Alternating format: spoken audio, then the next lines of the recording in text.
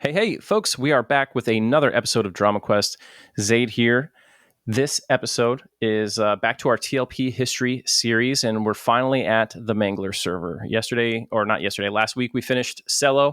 There was a lot of fun talking about that with Frank, but today we have at last come to one of the most popular and long-lasting TLPs ever, Mangler. And I think it started out kind of surprising. It was there was not a lot of hardcore guild functionality there early on, but it evolved and it became one of the best servers ever as far as TLPs are concerned, especially for a relatively vanilla rule set. And joining us today to talk about it is none other than Mesozoic, aka the leader of Adventure Dogs, the top guild since almost time immemorial at this point, DODH-ish era, and a major player in some of the other guilds prior to that period. So with that said, Meso, passing it to you. Hey, how's it going? Doing good. Yeah, Mangler is a really special server. I think uh, with coronavirus, there were very few things good that came of that. But I can honestly say that the reason this server was so wildly successful was coronavirus. It was one of the few good things that actually came from that. So I'm glad that I'm not the only person that just recognizes how batshit crazy it is that this server is still going like it is 4.5 years later. What expansion were you guys in when the lockdowns began in America? So that would have been early mid pop. I had actually just joined Magic and Melee at that point. I'd been on the server about a month and a half, and at that point, it turned from a temporary engagement, where I was like, I'll play this for 3 or 4 months, to, oh my God, we're at home and we're not going anywhere. So myself and a lot of people, I think, ended up playing this server a lot more seriously than they would have normally, having real life distractions. Yeah, I think that's a good perspective. It's the timing couldn't have been better because it launched, COVID shut everything down right as the server was entering those eras where it normally experienced a shit ton of attrition, right? Something that normally tons of guilds die going into GOD and beyond, and people get bored. And then we had Aerodune roll out shortly after that, right? And Aerodune launch was an absolute clusterfuck. Oh So yeah. there was a lot of things going in favor of Mangler at that time. And the result was a pretty vibrant and awesome community for a long time. Now, you said you joined about a month and a half before Pop. So what was it that brought you to Mangler?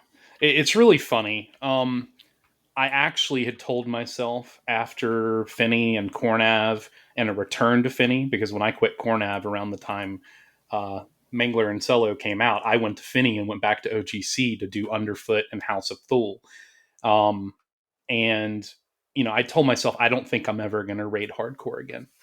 But a good friend of mine ran a guild called Immortal Few, Nurin. He's one of those long-term TLP people. He hasn't been around since he left Mangler, probably in late 2020, but he's one of those people that was on Fippy, he was on Ragefire, he was on Phinny.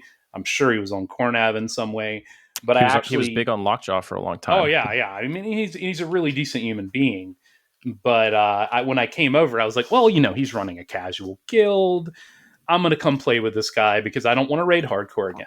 And then I remembered and learned the lesson all over again of why I actually stopped joining guilds that weren't kind of towards the fringe of being really good in the first place. You end up raiding a lot more and getting a lot less done. Oh, this is perfect. This is so perfect because soon I'm going to be doing an episode on what I call toxic casuals.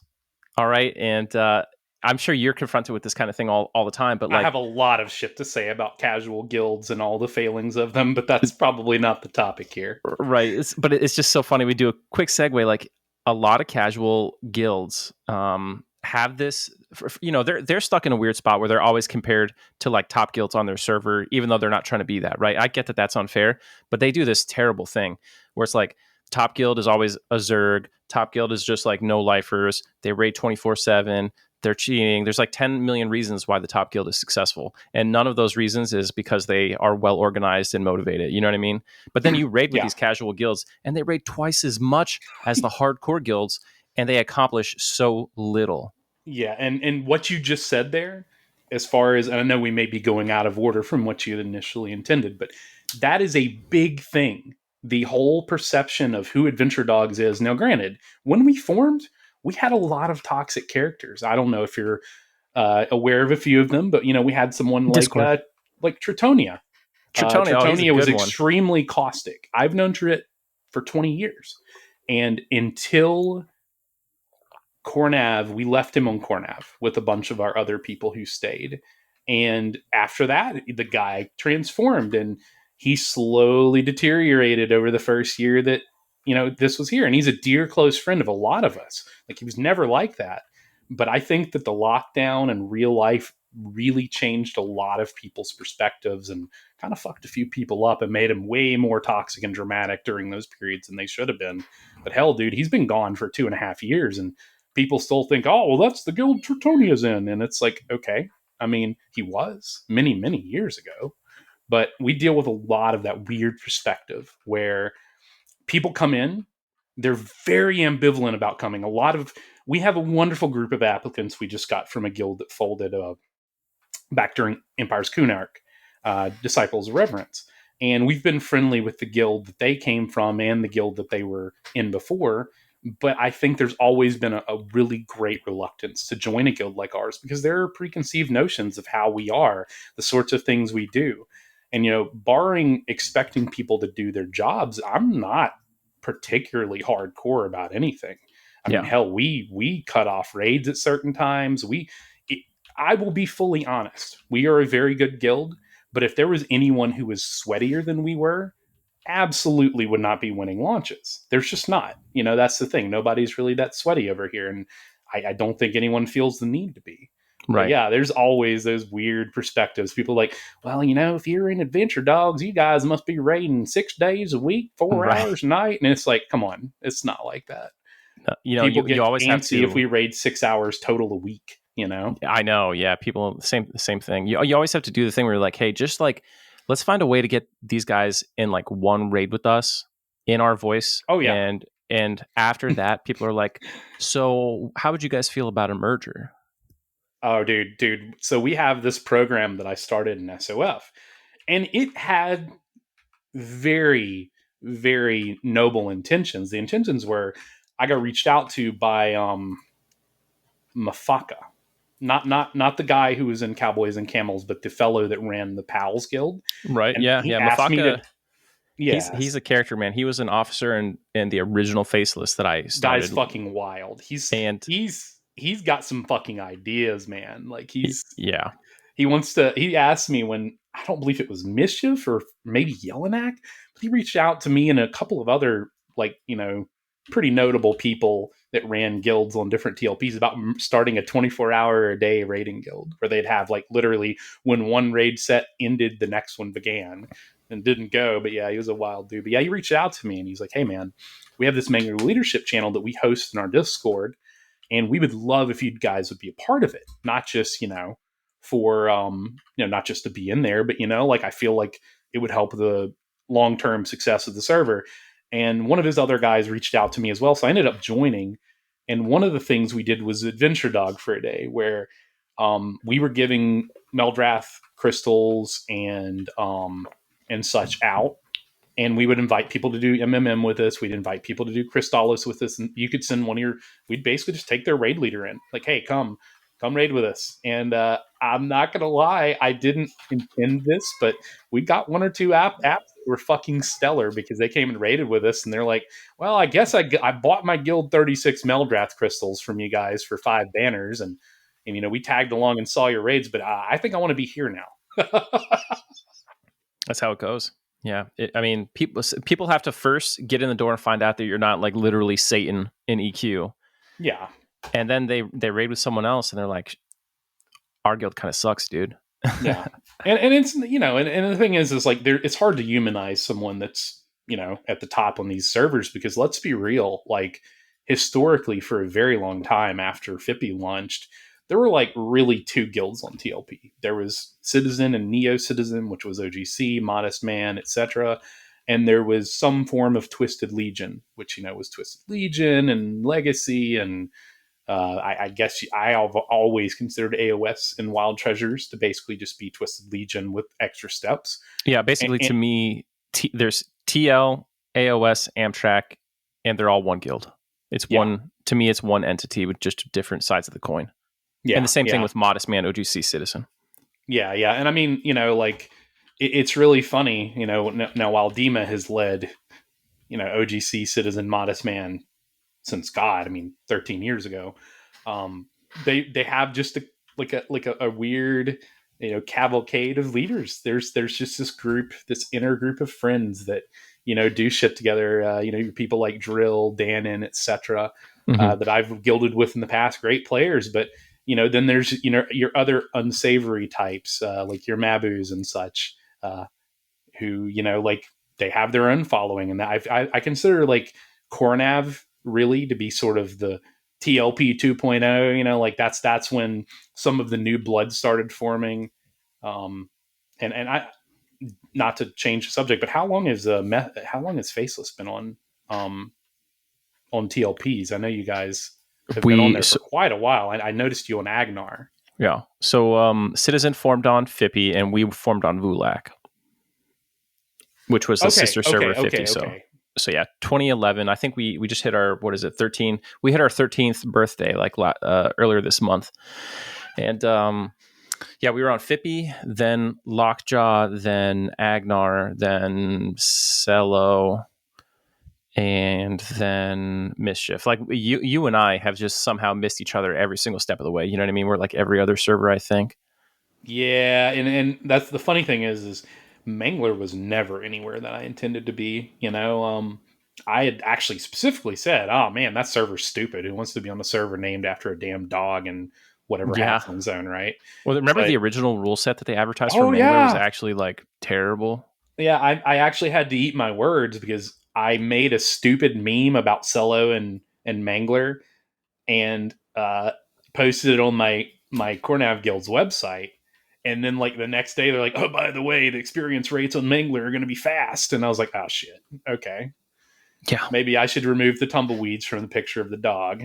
You know, but Cello was definitely as toxic as advertised, and I'm really sad that I didn't poke my head on there just to see how bad it was. Yeah, server was a wild ride for at least in the beginning. Then it calmed down a lot. You know what I mean? Yeah, And once there wasn't any competition, right. Now you came in. Oh, we got to get this back on track. So you came in on Luckland, but in Classic there was basically no big well-known guilds on Mangler because everyone who was dedicated to being a shitter was on Cello, right? Yeah, yeah. So like Classic launched Mess, Magic and Melee, the Final Encore. These were like the big guilds. I think the Golden Roosters was on there. That was like their first time. And I want to say that Mess was the person, like the guild that like cleared Classic first, Yeah. and it took them like 3 weeks. And then somewhere in there, Bloodthirst arrived, which was Relentless Insomnia from Cornav, basically reborn. Like after the race on Cello for Ottenha Ra was done, I think Mabu came over and formed Bloodthirst on Manglers. Is that, do you know if I'm Sounds remembering about that right. right? Yeah, that sounds about right. And then after that, he started, they became like the premier open world guild while they were there. Yeah, yeah, and it's sort of funny. Give me one moment. Yeah. I got a potential work call, but anyway, so when I came over, Bloodthirst was still the top guild. And I don't know how you quantify an Eldon lunch. I don't remember what we did. I remember I was a junior officer in M&M at that time. Mm-hmm. So, but I remember as soon as Gates of Discord hit and we nailed them, that guild kind of goes like the sort of like the Twisted Legion style guild or the Zerg guild goes very often on these servers. Yeah. The moment they lose an expansion, there's a Just poof. death sentence, which Yeah. they lasted till SOF. So I have to give I forget the fellow's name who was running Epto. it. Yes, he was actually on Vazaelle with or Malin maybe with me, but I don't think I ever knew the guy. Yeah, he was in I forget the name of the guild. Crimson Tempest. Oh yeah, fucking head boss. Jesus Christ. Yeah, he was on Crimson Tempest. He they beat They beat old boy. They beat Corkin's Guild, right, on SOD launch. Look, I am a no triality for life guy. There were a bunch of wonderful people in triality, Yeah, but definitely not a fan. But I was actually in I was in Ascent, and yeah. and I was in some Ooh, other uh, very contentious guilds in my day. did you know Tidadar? Yeah, was he a barbarian warrior or shaman? He Maybe. would have been a DKP officer. He was in Ascent back in the day. Oh yeah. He was talking about making a new DKP site, and I don't think it ever came to fruition. Yeah, that guy is a genius. That guy's super talented. Now he just like secretly controls the economies of TLP servers behind the scenes, but not through Wouldn't be nefarious shocked. means. You know what I mean? Like he'll Wouldn't be he'll level shocked. like 50 characters up and do like every trade skill in the first week of Classic, that kind of thing. Yeah. I mean, and there's a number of those like back curtain kind of guys. There's a I remember there was a fellow named Killen in OGC who literally was like cornering the entire cultural market for a long time because he had every trade skill with every single race. And it's like, Yeah, oh, you got a weird race? Here you go. Here's full yeah. set. Oh, you need like Um, a Quellius Bard. Okay. yeah, yeah. So Ascent was good times, definitely. I'm looking here at the kill sheet for Mangler, like the old Mangler progress thing, and it looks like so Mess won Classic. It looks like Magic and Melee and Mess both like. So even though I am like almost 100% positive, Bloodthirst dominated open world the whole time they were around. Um, they were like the fourth guild to kill Faradar and Kunark. Yeah, I seem to remember Adabishi did something where he set up like an alliance of guilds on Kunark to try to purposely cock block Bloodthirst, and I've that might heard have been that. what happened. Yeah, I heard that there, and that wasn't the first alliance. There was the great POR Bone Alliance of 2021 that I was asked to form, and Bloodthirst was one of like three guilds I left out of that.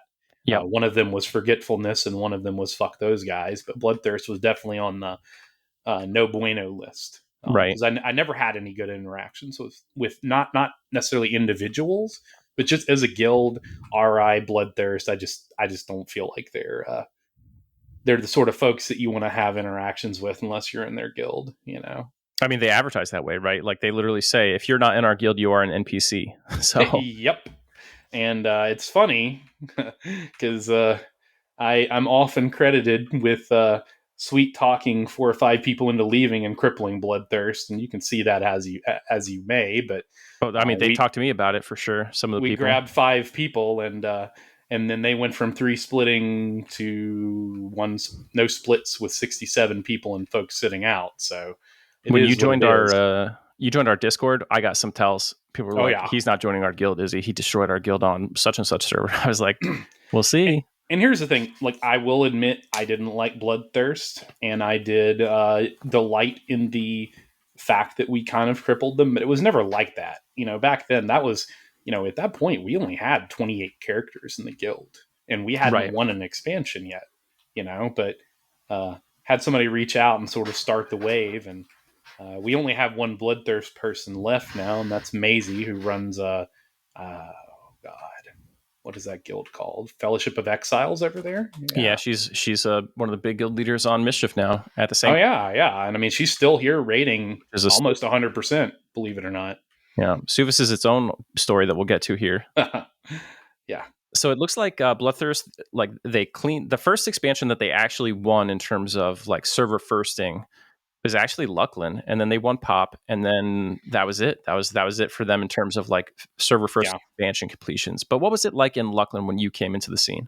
So I didn't start rating until the first week of Pop, but when I Okay, came over, I actually was, I was leveling a Shadow Knight, I was putzing around, and I mean, I just remember Bloodthirst just being this just disgusting toxic force. And mm, everyone was scared of them. And this is neither one of our first TLPs. We both know there's always going to be a Zerg guild if the server's big enough, and they're always going to be kind of miserable to deal with until the 70 era, and then if they don't die in the 70 era, they're going to be completely out of steam by the end of it. So I wasn't worried about them. yeah, Um, and I never came to this server with any intent of running a guild or anything like that. I came over here to putz around and probably not even raid hardcore, and COVID happened, and here I am. Right. How long did you stick with Immortal Few? And then after that, I you went was to there for 3 or 4 weeks, and they were okay, wonderful people. Don't get me wrong. right. Good people, especially some of the leadership. But long story short, I just couldn't. One thing, they raided Sundays, and that is the only day of the week I just refuse to raid. It's just the worst possible raid day, in my opinion. And that was like, it's like, okay, we raid Tuesday, Thursday, I love that. We raid Sunday, nope. So that was a big black mark for me, and I made a few Sunday raids, but I was like, I'm gonna be negatively impacting my mental health and my life to raid Sundays with a guild that, ultimately was a little too casual for me, and it wasn't a negative thing. I mean, they were not like the toxic casual; they were the content casual, which is rarer than not. Well, you know what? Anarin had been on the battlefield, so to speak, previously, so he probably had a better perspective as Yeah. a casual guild leader. Mm-hmm. Yeah, and the guy was fucking genius level, like some sort of attorney in real life, very well spoken, very kind and considerate, and very insightful. I had But the pleasure of being on the opposite side of him. He was an officer for OGC on Lockjob when we had to get with Prathen and Co. and do mandatory rotation talks. So I got to enjoy his legalese oh yeah, quite in the depth. guy, I actually on Fippy, and we've been friends. We app to the same guild first on Fippy, because when I was on Fippy, I went to Twisted Legion much later. I started off trying to go to other guilds, and it was not Dark Blood of Solasicro, Ascendancy, and his guild leader was just was Krya, and Krya was one of those people when you talk about rotations, and Fippy was the Wild West of rotations. So after Pop, they had agreed, hey, you guys have to do your own thing for all these later expansions, because most of the meaningful content is instanced. So we approached Dima, or Dima approached us. I don't remember what the deal was. Our guild leader, Zane or whatever, was it Zane that was leading it, or was it? I Zane don't was the guild remember. leader of Twisted Legion in like early classic. I can't remember who was the guild leader at that point. I think Zane on a different character was the guild leader at that point, Yeah. but he quit at the end of Eldon and sort of kept the guild leader tag. So we were mostly leaderless, uh, minus a few officers. So, but Dima approached us and was like, "Hey, look, at this point, High Priest was broken. You couldn't spawn the event." And he's like, "I just want to let you know, as a server, I think that we should not exploit that door. And if you guys warp through it, we're gonna report you. And if we warp through it, we expect you to report us. And if anyone else warps through it, we're gonna report them. Let's work to get this event fixed rather than circumventing the door with illusioning, which is not a thing anymore." So we did that. We actually, back when you could call Sony, I called them 4 or 5 times, and I know a number of other people did too, to finally get that event fixed. And it's funny that was the guild I was in with a current dev, and one of the most knowledgeable players I've ever played with, Niente.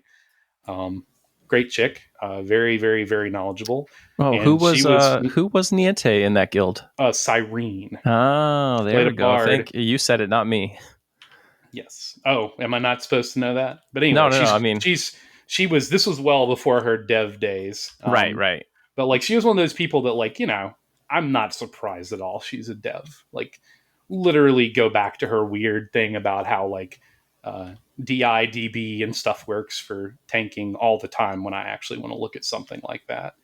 Well, I mean, wasn't Niente like kind of a famous bard at one point too? Like she organized like the live bard community and was super well known. I'm not entirely certain on that one. She and I played a little bit after Fippy. We played for a little while, and we played together on Drenal, which is what Malin merged into. And then she went to Kazakh, and I think I went to Erelisi for a little while, because I had a weird raid schedule for a while there, where I was raiding late at night.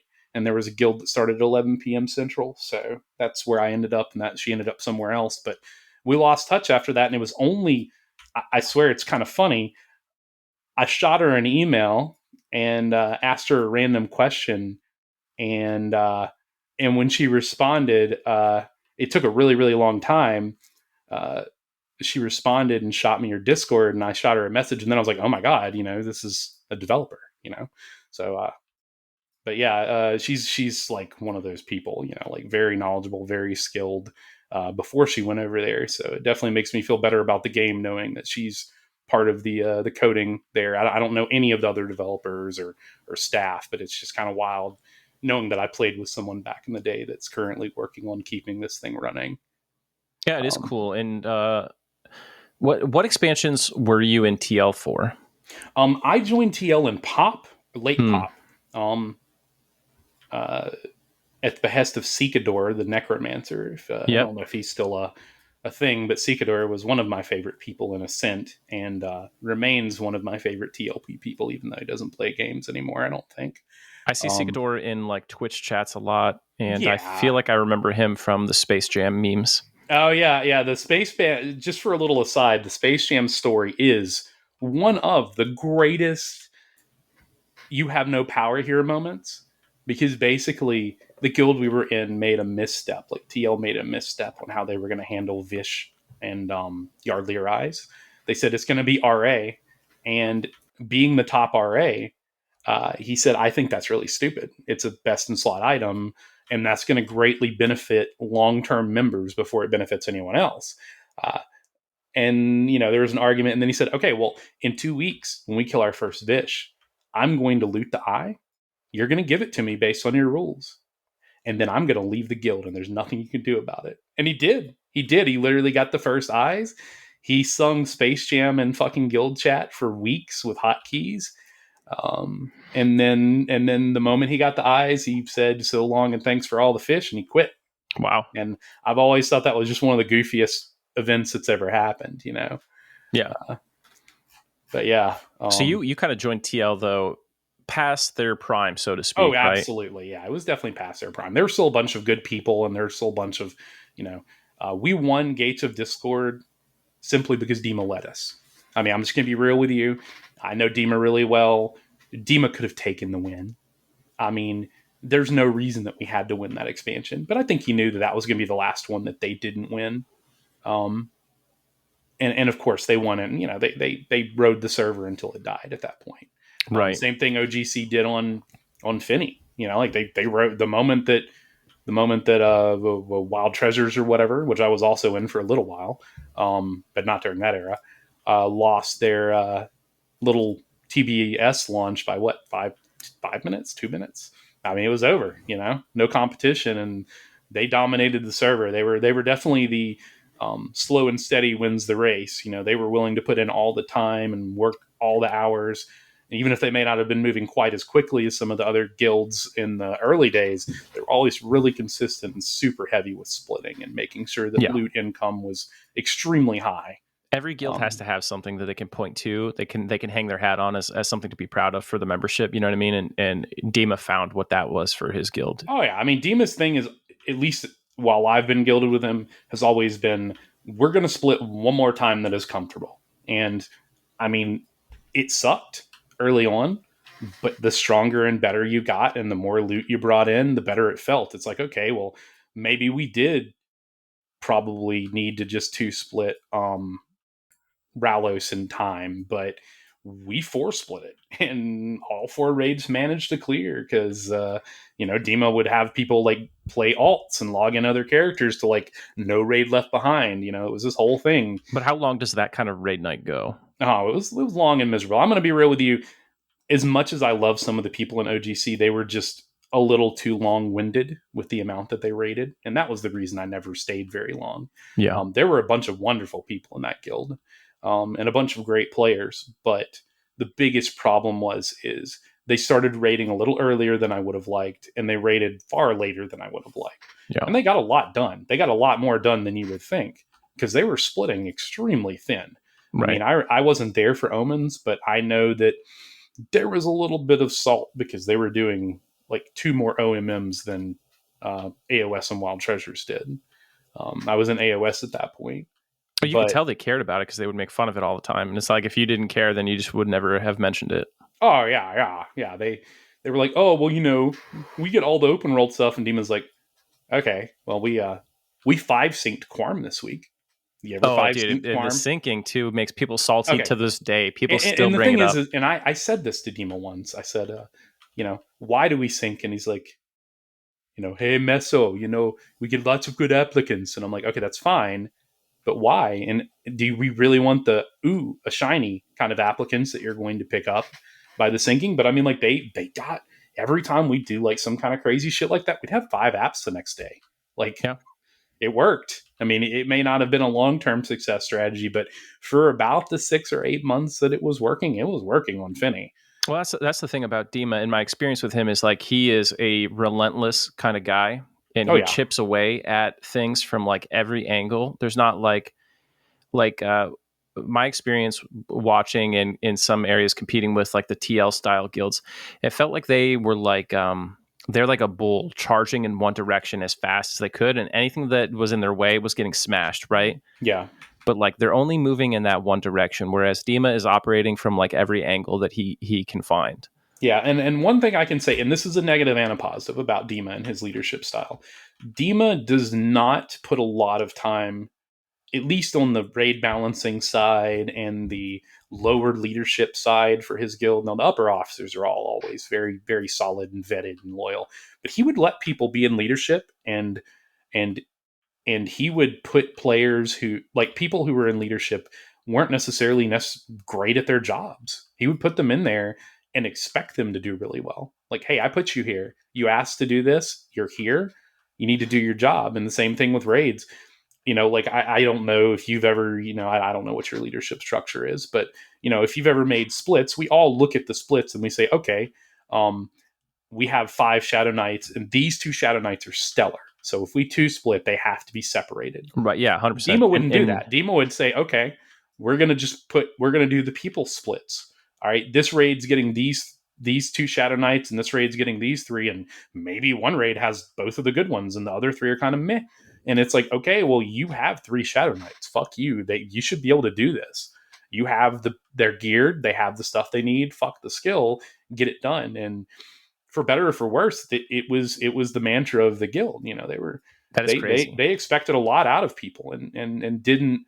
And there were always the meme players that were in the guilds. Like I remember old Gator Steve dying over and over, and I want to say Breakneck maybe, Yeah. because he was typing /duck instead of ducking. But I mean, I felt like they made a lot of shit players pretty decent just by not giving them an option. And they had a lot of really good players who got even better simply because it was sink or swim. There were some struggle bus splits, man. I was in. He jokingly calls the splits stacked and fucked now, but I felt like I was always in what at the time was the fucked split. And Right. you definitely learn to do more with less. um, It's kind of inspirational to hear that. I actually would go like a step further when I'm trying to balance rates. Like I'll be like, okay, this is like our good Shadow Knight, so he's got to go with our shit raid leader because this guy's going to struggle unless he's got the A yeah. team. Yeah, oh, absolutely, and thank God for us, we've had a number of really solid raid leaders. We've only had 3, but um, the 2 raid leaders that have led the secondary splits when we've been doing them have always been very solid. So we've been very fortunate in that. But yeah, you have a less than stellar raid leader. Yeah, you need to stack him with the good players because he may not know what they need to do, but they do. Yeah. And we all make those calculations. But that's definitely something that in OGC they didn't do as much. They did a little bit of it, but I mean, it was mainly just, hey, look, here's the people we have. They're split in half. Get your job done. Yeah. Well, from a guild leader perspective, it sounds nice and easy. And you guys just finished Underfoot, so let me give you a little anecdote here. I came to there at the same time as another Shadow Knight who I had guilded with a lot, Cloudburst, Religious, etc. For multiple servers. Great guy. Both of us were just completely group geared at best.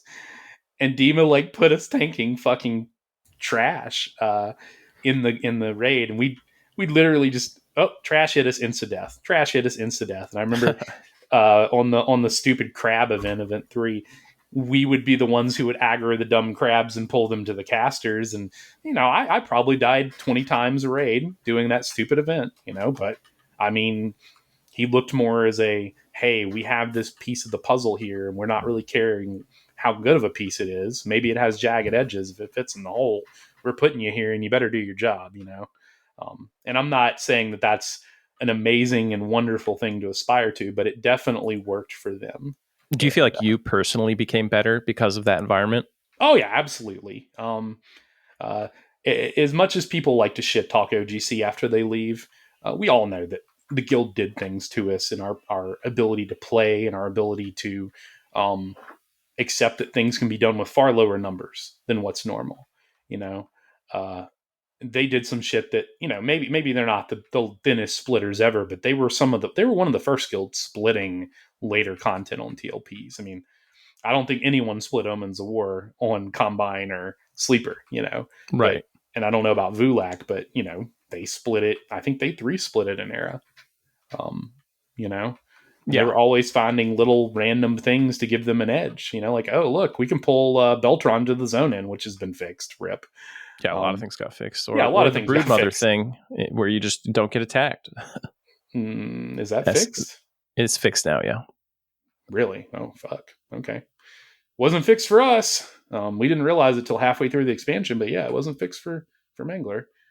That's kind of wild too. I heard that I heard some slight drama from your server where there's some people that are pissed off because the well, you know, it didn't get fixed. It broke sometime after Phinny because it was fully operational in Phinny, but it wasn't on Mangler. And yeah, I heard that there was some salt because somebody said something and got it put on off of the good loot table that it was going to be on. Yeah. Uh, Well, the way I'm gonna make some people pissed off here, but I'm gonna tell you the secret of how mischief loot works is there are a few players from competing organizations that submit loot lists. They craft tables of what they think the loot ought to be, and they submit it to the people who are responsible for crafting those tables. And then those people just pick one that they like and they go with it. yeah, and I mean, I'm not going to say that that's terrible. As long as they're not picking one that's greatly detrimental to the server. I mean, let's be real. If you haven't rated a TLP in a long time, you don't really know what loot should be comparable. And I do like, as much as the random loot thing sort of puts me off on that server, uh, I do like the fact that there's always a weird event in most expansions that has better loot than it should. Like, oh no, look, we can, you know, 20 split Beltron, but it's like, oh god, we have to 20 split Beltron. Yuck, Right. you know. No, there's Um, there's good and bad, and the problem is that a lot of these guys who are actually making the decision don't really know the content, and so there've been a few times on Mischief where there has been a raid mob that is infinitely spawnable and is on like a good tier of loot, and like 3 of the 4 times that shit has happened, the loot list has come from like the same person. yeah, and And it's wild. It's so crazy to me that Shira took so long to fix in DoD because I know absolutely that they knew that that was broken. Yeah. It was being done in Twisted Legion. There were a number of people who were doing it 4 or 5 times a week, It was and the same guy who submitted the loot list that had Shira on tier 1, knowing it was exploitable like so tier that. 1 is the good stuff. Yeah, tier 1 is just Okay, like top okay. shit. So you got infinite Mayong loot, basically, right? But then the next expansion, POR, they submitted a list that had fucking Porthio's dog on one of the loot tables, and I was like, dude, you could just kill the dog and like run away, and it'll respawn if you don't kill Porthio. Like if you accept this loot list, you are giving infinite loot until the next patch. Yep. And You know, luckily, they didn't didn't take you that guys loot have list. some crazy loot dropping from Raqqa in Western Ways? I Oh know yeah, some of our extended membership that ended up going there long term yeah. I posted mean, some crazy like Blade of Carnage mask, like barbarian mask corpses, and I'm like, holy shit! Like, yeah. As yeah, far as I know, up through pop, there was not really a big amount of player input on the loot tables. That was just done by like dev memory and stuff. yeah, And the things being fucked up was caused by weird database things. Like there are like 4 versions of Jelinek, and the one you fight is like one of them. But then there's like 3 more, and then Jelinek's tables on everything because he's just back there in a pool of shit that gets populated somewhere. yeah. And like there was 2 Solasec rows, So in Pop, when you couldn't figure out what the tables were. I forget exactly how it happened, but you couldn't figure out what the tables were for a long time because Solasec Row shit was appearing in like Plane of Time, and then it was also appearing in the lower raid pools. And you're like, what the hell's happening? We found out like there was 2 Solasec Rows, and they had to delete one, and then it fixed everything. Oh my god. And Yeah, I'm imagining, and I'm sure they're going to make another random loot server. They've got to, simply because of all the sunk time. I'm sure it'll happen when Mischief peters out one of these days enough that they're like, hey, we want this random loot tit again. But yeah, like I will say they put a fuck ton of effort into making that work. I don't mind it as much for raids, but I definitely hate it for group content because it's like, okay, I want the Zog, I can't go to get it where I want to get it. And I know the flip side is well, if somebody was camping it, then you would be able to go anywhere and potentially get it, right? But right. I'm thinking about late term server where you're not really fighting for camps anymore. Like you're only in classic and such for a year, and after Omens of War, for the most part, there's not a ton of competition even on busy servers. Right. I mean, I hope we get another random loot, but I think that they're going to go with just free trade and double loot, like Viniki style, for Yeah, an I kind of upcoming thought one. that we might see like a free trade server with all of the benefits for 25. That's kind of what I've got in my head. That's I'm kind sorry, of, I all can the see it. Yeah. Oakwin benefits. Yeah. But not the FTE shit, because I'm sure they don't want to deal with tickets from that anymore. Yeah. But yeah, it's kind of wild. Like, we'll never do free trade, and then they announced the server that free trade, random loot. Random loot was never. If you told me they were going to announce a random loot server, I wouldn't have believed you. It's Yeah, crazy. that's kind of how when they announced the Mischief rule set, I was like, I made a video. I was like, everyone needs to play on this server because like there's never been a server like this. If Yeah, you miss out on this, you're missing out on something I do unique. think it was the second biggest It was the second big paradigm shift in TLPs. The first one was Phinny with AOCs, and the second one was random loot. And I mean, like, yeah, they haven't done random loot again or free trade again, but those were like big shakeups. Like the server was completely different than anything that had come before. And I mean, I know that they did the 10 levels below server, and that was a cute idea too, but it didn't have the impact that the other two did. Yeah, I mean, if you listen, like the devs need to understand that if they launch a server and it doesn't start in Classic or Kunark, it's gonna fail Yeah. from a And I mean, population I would standpoint. argue that if they did a well planned, slightly later launch, like, and by well planned, I mean not a miracle where they're going to release this shit literally a month after the server that's in that era just finished the expansion, and in fucking October of all things, Right. But if they were to release something at a reasonable time frame, like maybe Omens of War, I would love an Omens launch server. Um, and I know a lot of people who would love that, but it would have to be done correctly, like give us a month before, or something different, like I think people are waiting for a completely different server in a good way to launch. But I feel like they could just release a really good random loot server with any sort of non-shit rule set at this point for 25, and people would be really happy, or I mean, just a really good if rule they set. literally just slapped down Mischief 2.0 and like had the same tables that they had the whole time, you know what I mean? It would be a huge Yeah, success. and Like random low loot, effort. free trade. And Yeah. like that being said, I would not play on a free trade server. I don't think. I had a little stint on Furiona, and I just never really liked it. And I know that there's, it's mitigated by just how much loot you get, and to the point that it's, you know, you're fully geared a month and a half into 3 month expansions, if not earlier, even on your boxes.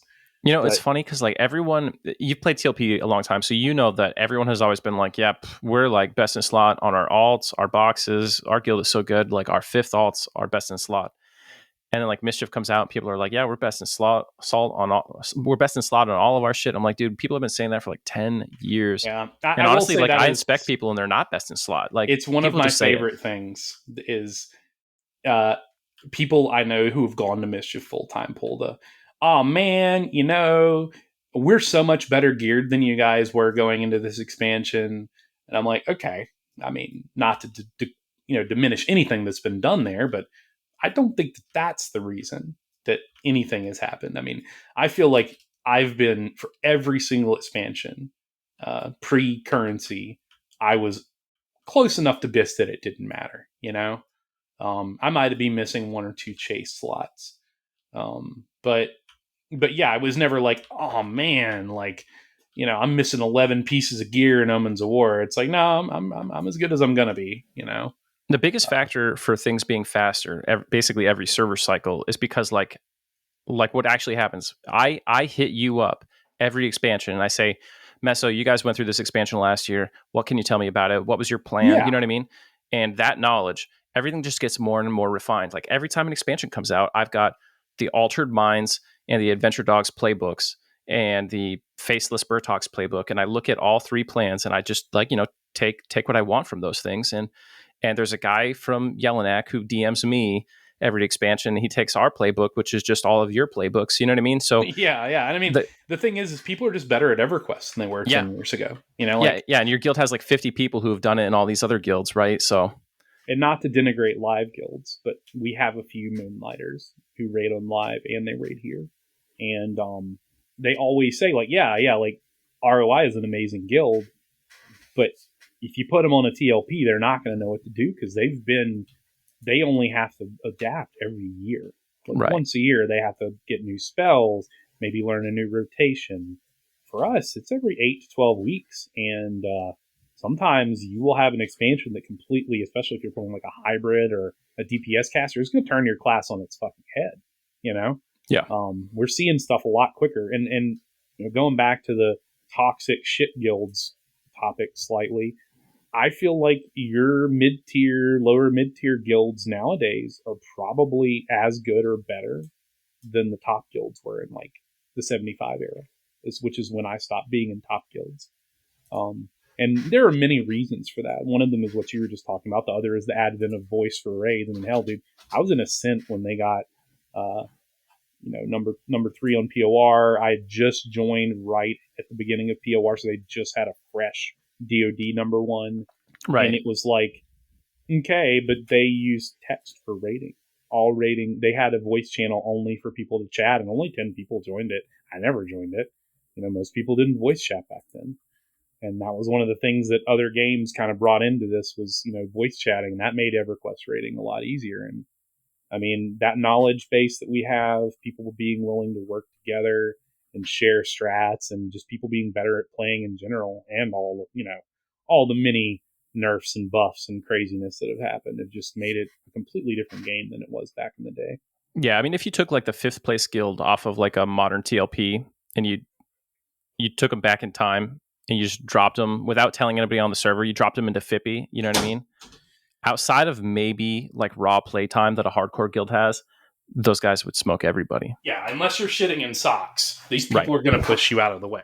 Right. Yeah. Oh, absolutely. And that's something I think about a good bit is just, we have like 7 or 8 guilds. I think we have like 7 that are clearing content over here still.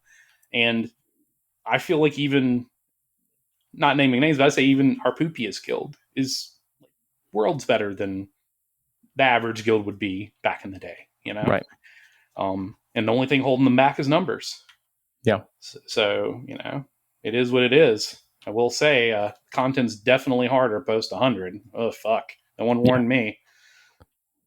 So what level are you guys at right now? We're at 115. Yeah, okay. So you've been post 100 for a while now. You just did Meridus, by the way. Congratulations. That was pretty recent. Gross. Yeah. It was. Yeah. It was a thing. We were definitely worried just a little bit that we wouldn't beat it before the super banner came out, because let's just be real.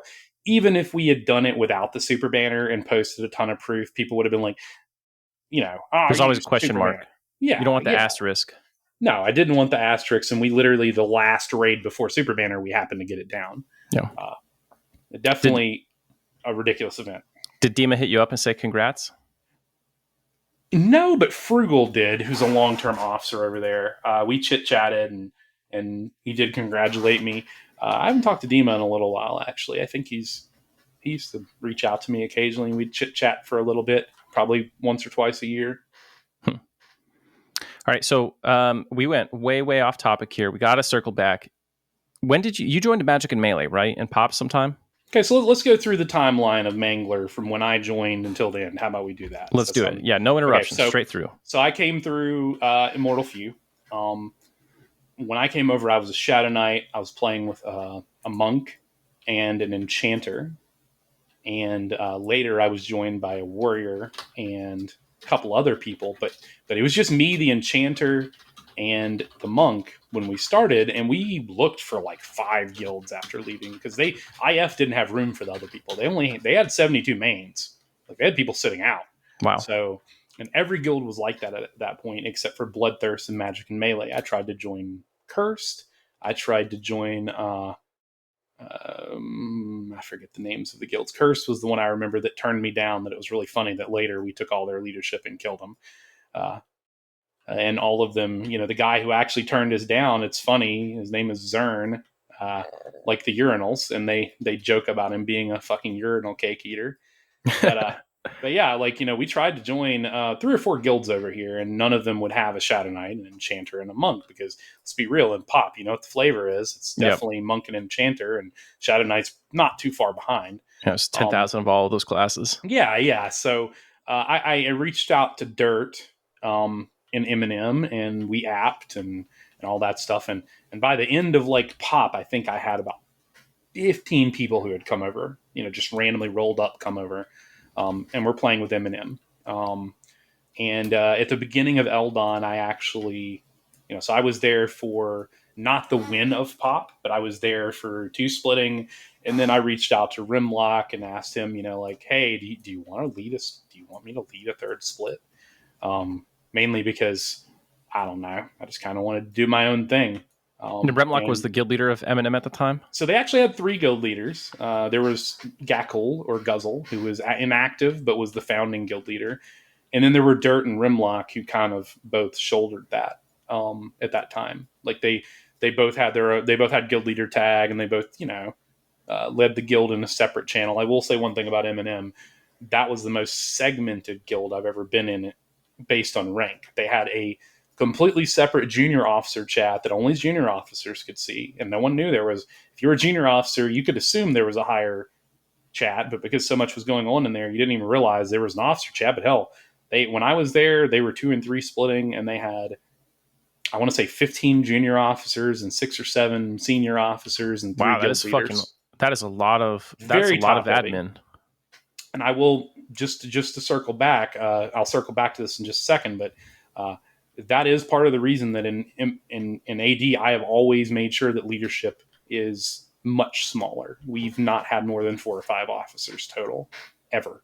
And I think part of the philosophy difference there is I don't feel like someone needs a leadership tag to do things. Like, there are people who feel like if you're doing loot, you're passing things out, you're leading raids, you're helping with something, you have to be an officer.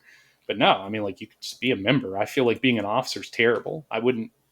I don't ask anyone to be an officer because I'm terrified they're going to quit. Not that there's a lot going on with us, but I don't get the mentality of we need 20 people in leadership, you know.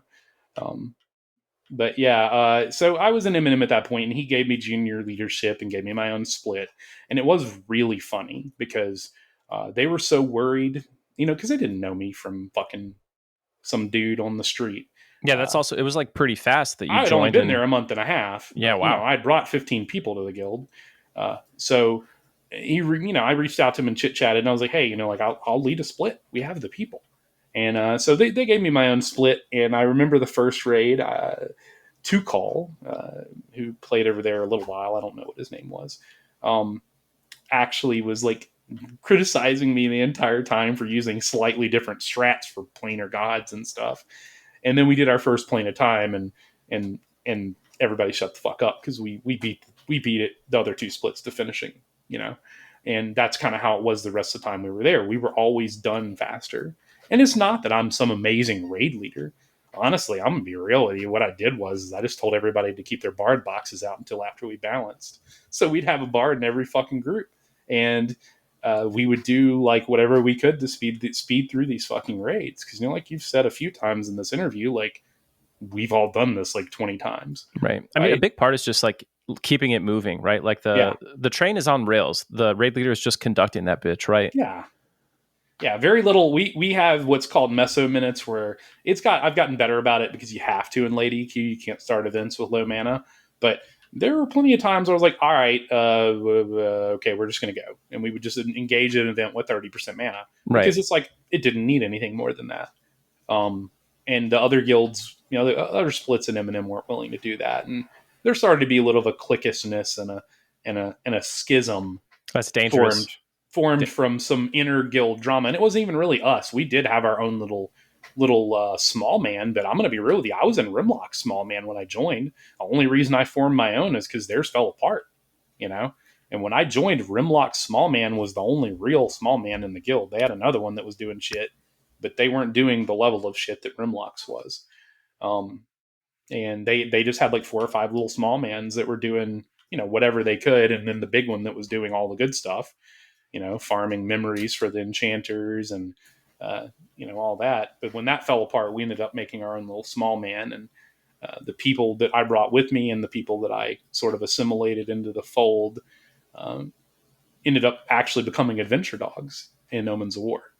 But it's funny, like talking about Eldon. I don't even know who won Eldon, and I don't think Eldon's a real expansion, so it doesn't matter. No one counts it. It's not even on the nobody list. gives a fuck about Eldon. Yeah. Honestly, I think the biggest accomplishment in Eldon would be just not doing anything. Yeah. Maybe get your pet dogs for your pet people, but otherwise, me. But yeah, so during Gates of Discord, it's so wild. We totally had the worst Gates of Discord launch on this server. Really? It was one of the worst launches I've been a part of as far as like playability. I remember I got home at 4:00 when the launch hit, and I was not able to start doing anything until 8:30. So we started at 8:30. Bloodthirst was coming out strong, but I had gone on test and spent like 4 or 5 hours going through the entire progression in COD test twice to get Ikken's keys and figuring out the bare minimum shit that was available. You skip all that shit in the pit to like the northeast or whatever? Yeah. We skipped quite a bit. Yeah. And there were some things, and we had everything ready. Like we had somebody literally the moment that we were ready to use the icon of the altar, we had somebody sitting there waiting. It's really funny. So we raided until like 3:00 and we stopped at Inktuda. And then the next day we got up at 11 a.m. with the main split, and we had some mains sitting out. We took 54, and the idea was the next day is all those people would swap characters and be in the other raid. So we ended up pushing all the way to Inktuda night 1 from 8:30 in the evening until like 3 or 4. And then the next day we got on at 11:00. We did all of Open World Texfu. And then, or we might have skipped a few fights, but we went ahead and went into TACV and knocked that out full clear pretty quick. I'm curious, like what happened with Bloodthirst that they didn't do Open World Text View while you guys slept? I don't think they were there. I just literally do not think they were there. We were a little worried. There was competition back then. Yeah. There were a number. I mean, they weren't the only players. We had AV. Yeah, I see AV finished the same day as you. So it's AV finished a little while after us. It's really funny. We had the first and second clears of Tunat. We did our first raid, went through and did everything, and then 5:00. After we finished at 2 p.m., I went and took a 3-hour nap and logged back on and raid led with my fucking cleric. We literally had a 20 cleric raid. Wow. We'll say that was the easiest Inktuda I've ever done. Yeah. First callers, shit, wouldn't have a single death. And it's funny, I actually continued pulling Ukwo with my cleric forever after that. I was like, holy shit, this is the best class ever to pull this zone. But yeah, so we ended up getting the first 2 clears of that, and it kind of hurt some Bloodthirst feelings. And they leaned into it. I will say, like they went hard on goats, man. They went really hard on goats. So they called themselves Goat Thirst. They didn't go as hard as other guilds have. I will say on Phinny, I never saw a fucking M-Shah up at all. They didn't exist. They were annihilated within 30. Somebody would have that shit dead within 3 minutes of it spawning. And same thing on Fippy. Like there was a little bit of freedom at the end of the expansion, but for most of the 8 weeks of Gates of Discord on Phinny, you didn't see shit. Yeah. Same thing for Anooks and Ix and all that stuff. And Gates is one of those expansions I wish was 12 weeks long, man. Because absolutely. I think the 2 that would, if I could pick 2 expansions to extend, the only 2 are Gates of Discord and Underfoot. That's the only times I've ever felt like an expansion was too short. Yeah. And the rest of them you could cut in half pretty much. Yeah. I feel like they could benefit from just saying, okay, every expansion is now 9 weeks, regardless, Right. or maybe after an expansion's dead, we have a 6 or 8 week timer. But otherwise, yeah, I think the 12 weekers kind of suck, especially later on. But yeah, so we got the first two clears of that, and like there was a lot of strife going on, like intern side of Eminem. Um, Rimlock, I mean, and I know he's like in your guild or whatever. Like Rimlock and I have mended our bridges. At the time, I thought he was a dumb bitch, and no offense, but I mean the guy was being a dumb bitch, but was definitely puppeteered by his at the time, I guess, long distance girlfriend Tegs, and there Yeah. was a lot of corruption going on, and I wasn't the first person to point it out, but everyone in my crew and everyone I knew noticed it. I mean, it started with a random rule change at the very beginning of Gates of Discord, or the very beginning of Gates of Discord, that was basically, hey, we have 3 new shaman apps, but if you weren't in the guild when Gates of Discord started, you're not getting a TA over second mains. And the funny part is there were only 2 second mains that didn't have one, and one of them was hers. It just spiraled from there. So you think there was like policy agenda that was being set because it worked well for his girlfriend? Oh, absolutely. And I Yeah. mean, like, I'm not saying that, Tags or whatever was an evil person. I guilded with her in OGC as Ensada, but she was just very self motivated, and it's not the way that you can be when you're running a guild. You kind of have to just not have wants and needs. Your wants and needs are for your guild to clear shit. Right. I mean, every person in your guild is, when they get gear, it's the same as when you personally get gear, because the Yeah, guild is part of you and you're getting stronger. yeah. But I mean, like, we just had some beef, and not all of it was really Rimlock and Tegs' fault. They hold on one second. The audio quality is going to suck. I have a cat clawing at the door. But we had a lot of just drama and contentiousness and all of that going on at that point. And as we entered Omens of War, we pushed through everything and got everything clear. And after that, it was different. Like, things after the Omens launch felt weird. Like, I had convinced the guild to pick up another raid day and start rotating. It was originally going to be Saturdays are a no DKP earned, but DKP can be spent day, because they just did not want to have an RA day added. But I was like, look, if you go into Omens of War and you're not rotating, then you are missing loot. You are leaving things on the table. Like, even if you only did, like, which their schedule at the time was Monday, Thursday, Monday, Tuesday, Thursday. I said, if you even just add Saturday and have 2 distinct raid days and rotate them, you will literally get 4 to 5 extra clears on a 3 month and 2 or 3 on a 2 month. And so they finally got convinced. But I don't know how well you have your lockouts in your brain, but um, you know, MPG Trials had a 5-day, 4-hour lockout at the time. I don't know if they Right. still do, but my little small man noticed that because we were rotating every third week, that fell off and didn't get done.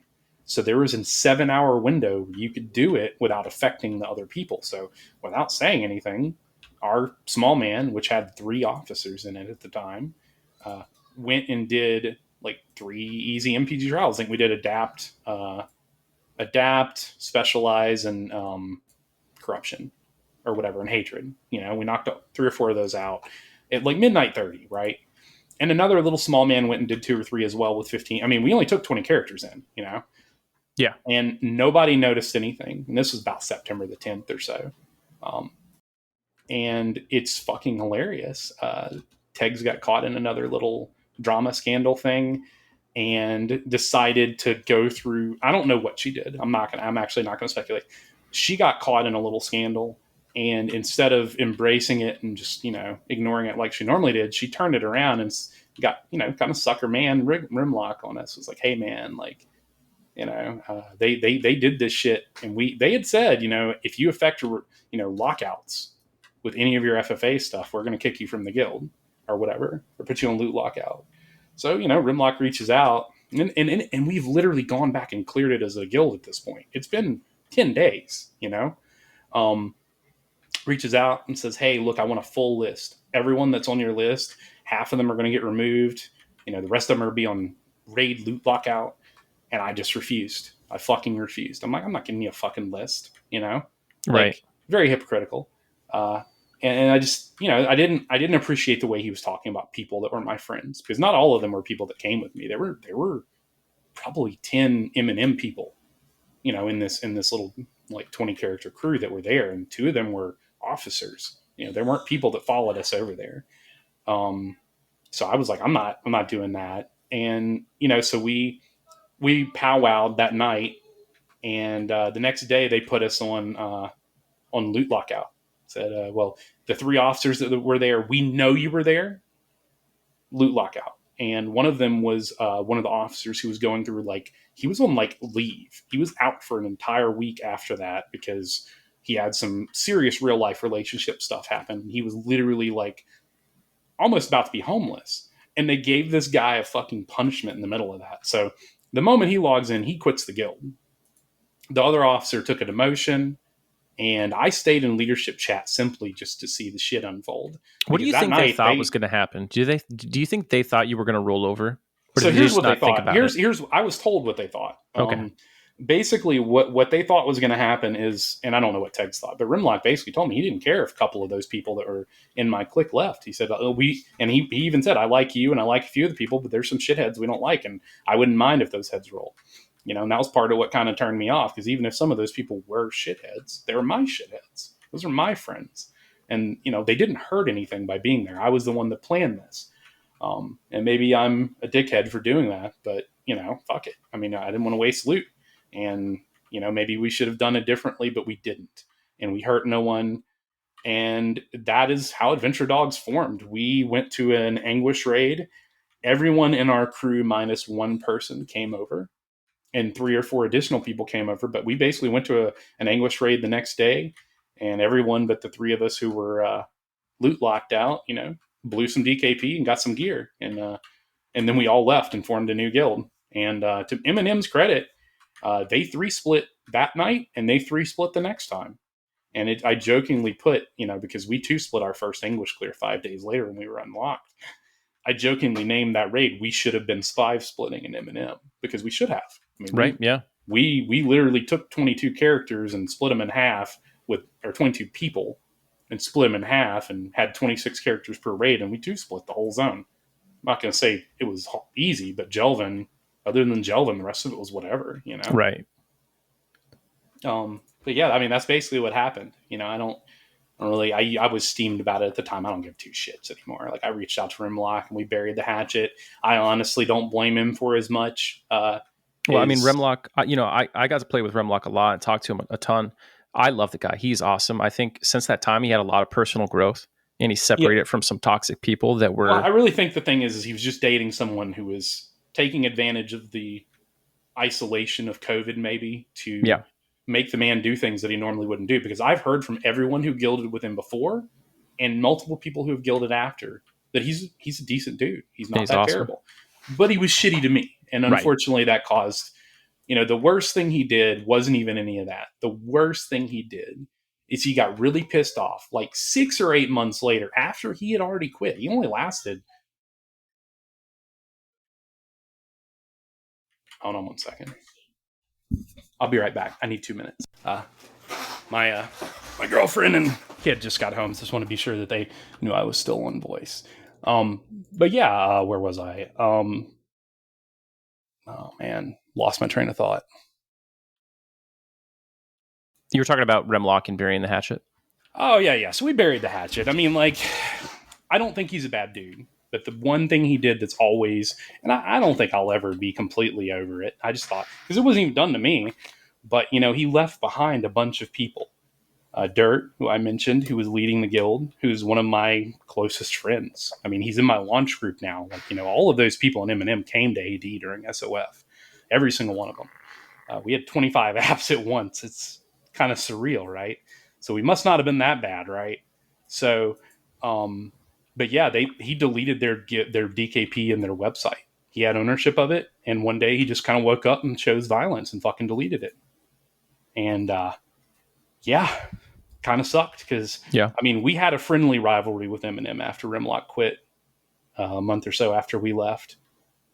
You know, and I know that there were a few people there who hate my fucking guts and hate everyone, you know, who came over here, but you know that wasn't a universal sentiment. You know, within a year we had absorbed the rest of the guild. We kept ties with them, and it really sucked to see people who are my friends, even if they were sort of the enemy at that point. You know, the competition.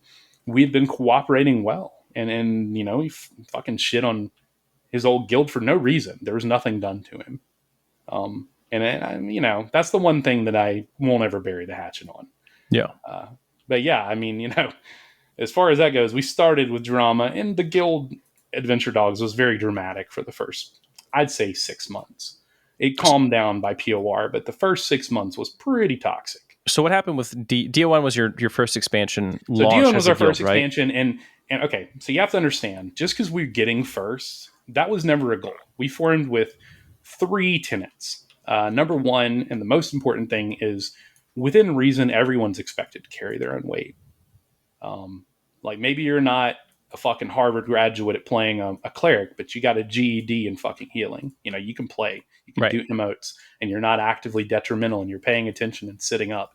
And the second one is the only other one that really matters, and that one is, you know, we are not a guild that cares about firsts. I mean, we've kind of cared now because it's just a streak. But the goal was not to get first. The goal was to clear expansions as efficiently and quickly as possible. So in my mind, getting Vish an hour after the other guilds didn't fucking matter because we still were on the same lockout cycle and we still killed more Vishes than anyone else on the server. Right. You know, so we cleared more DON than anyone else, and we cleared more.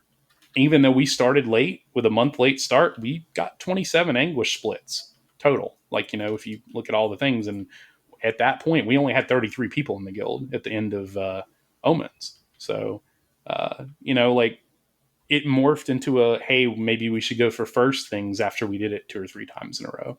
But we didn't even intend to get DOD first, you know. But yeah, with DON, we didn't really care.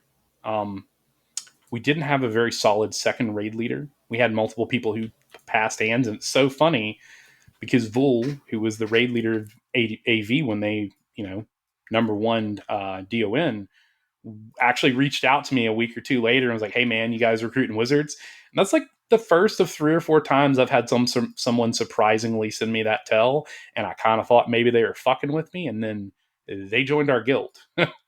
So what happened? I mean, that must have been a high point for them, right? They So what came I close think a few happened times. was they changed guild leaders. The person's name who was leading it started with an R. I don't remember the fellow's name, but he's very well regarded. But he had real life problems and couldn't raid anymore. And they changed it to some paladin whose name I also forget. And you know, Vul had been leading raids, and I don't think the guy begged for leadership, but he expected to be given guild leader over someone that wasn't doing anything. So that just Chris beat him up, and he left. You know.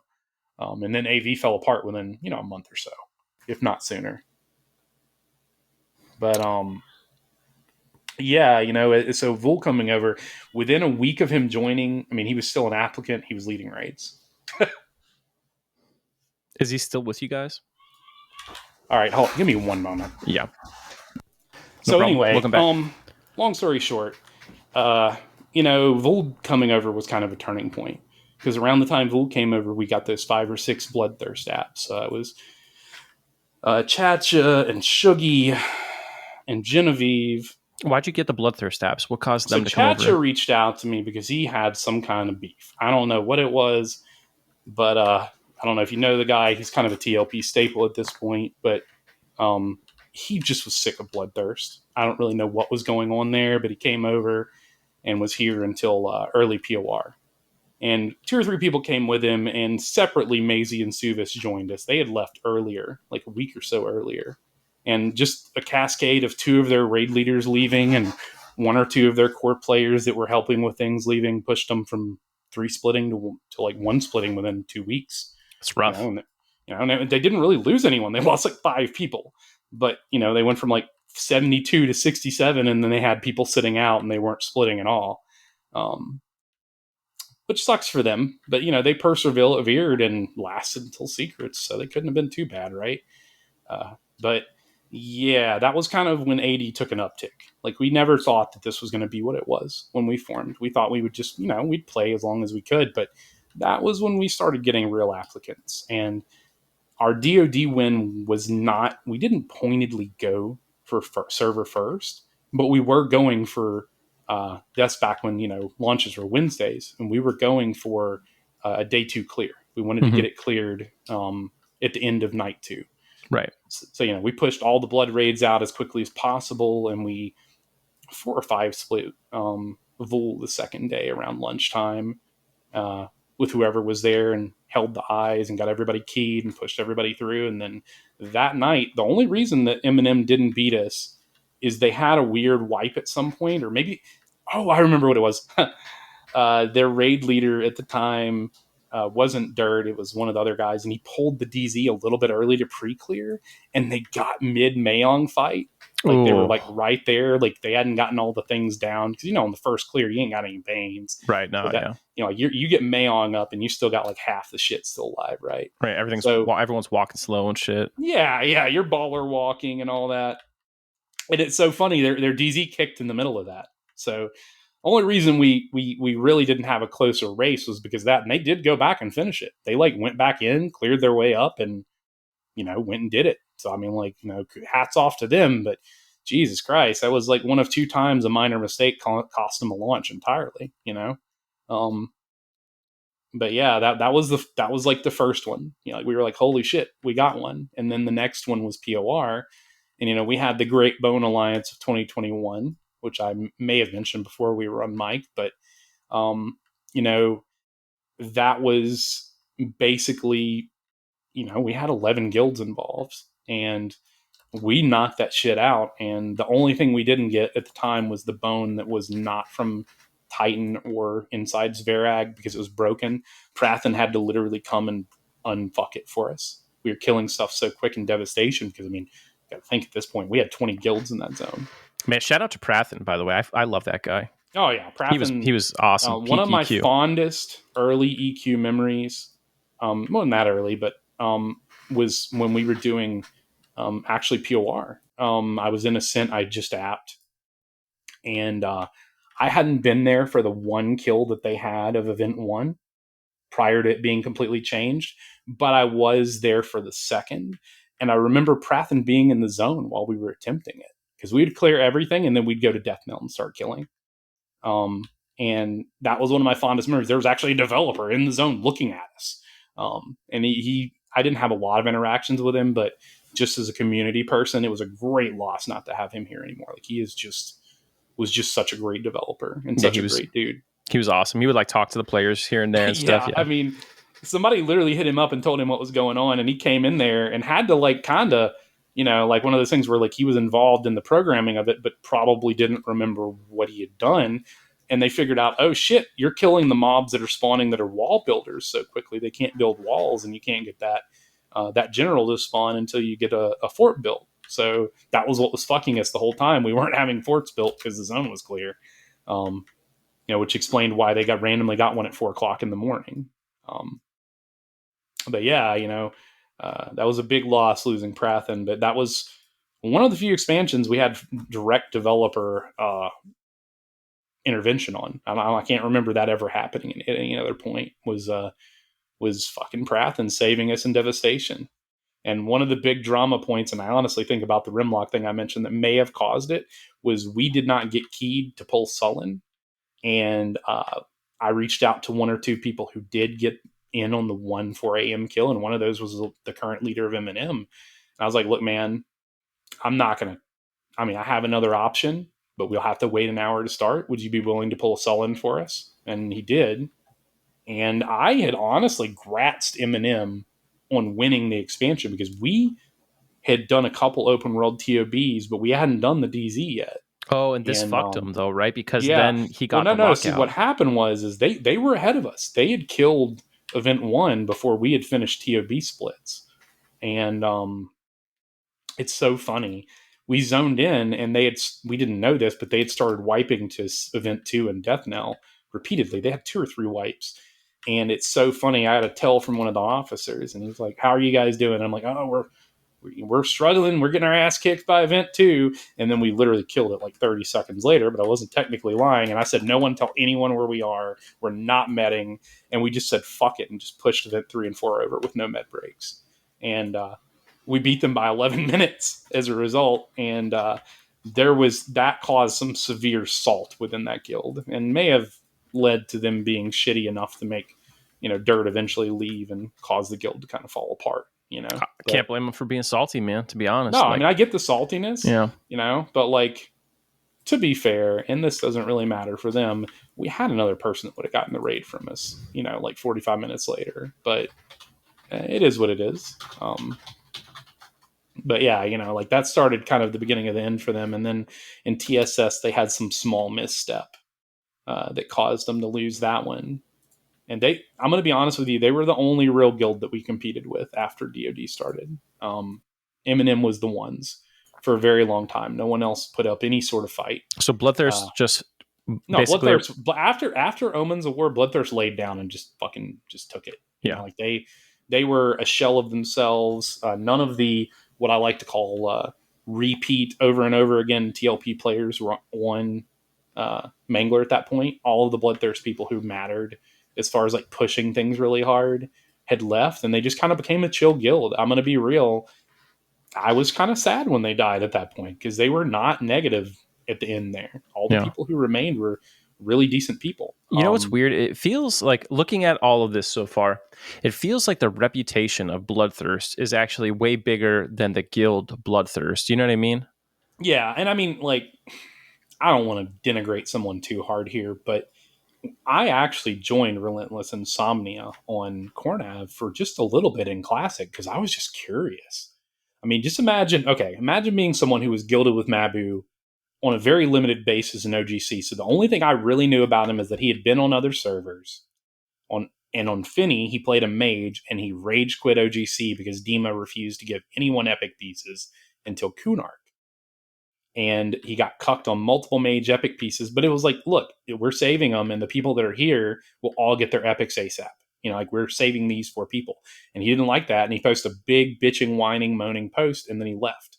And he was one of 2 people that left and formed big TLP sensation guilds after a big bitchy whine post. And of the 2, like, my only impressions of him were bitching about that. So just imagine being me and thinking, okay, well, this is the guy who got, banned or whatever for, selling a fucking SOD after he left OGC.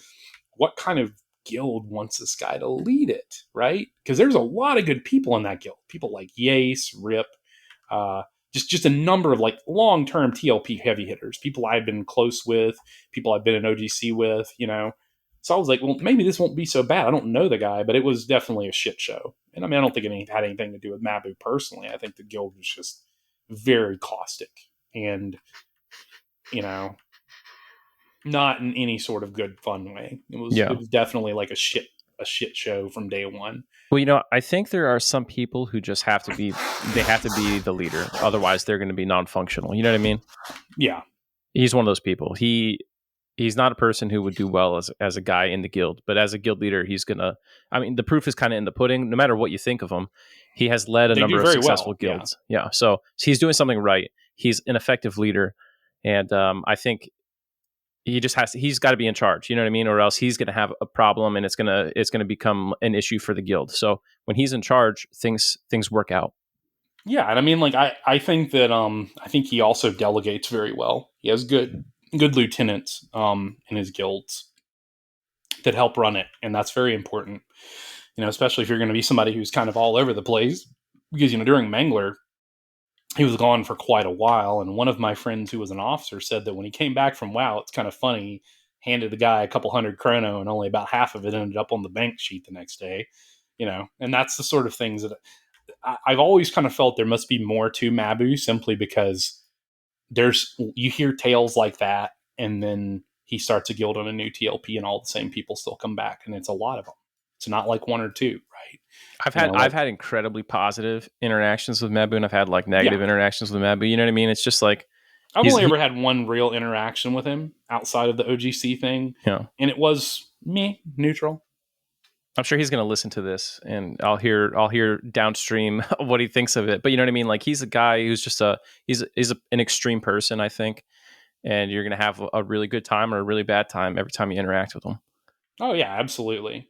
And it's wild, all of the just the EQ institutions that have formed up in the last few years. Like there are new guilds, that are popping up everywhere. Like our biggest competition over here actually ended up folding last expansion. I'm still kind of salty about that.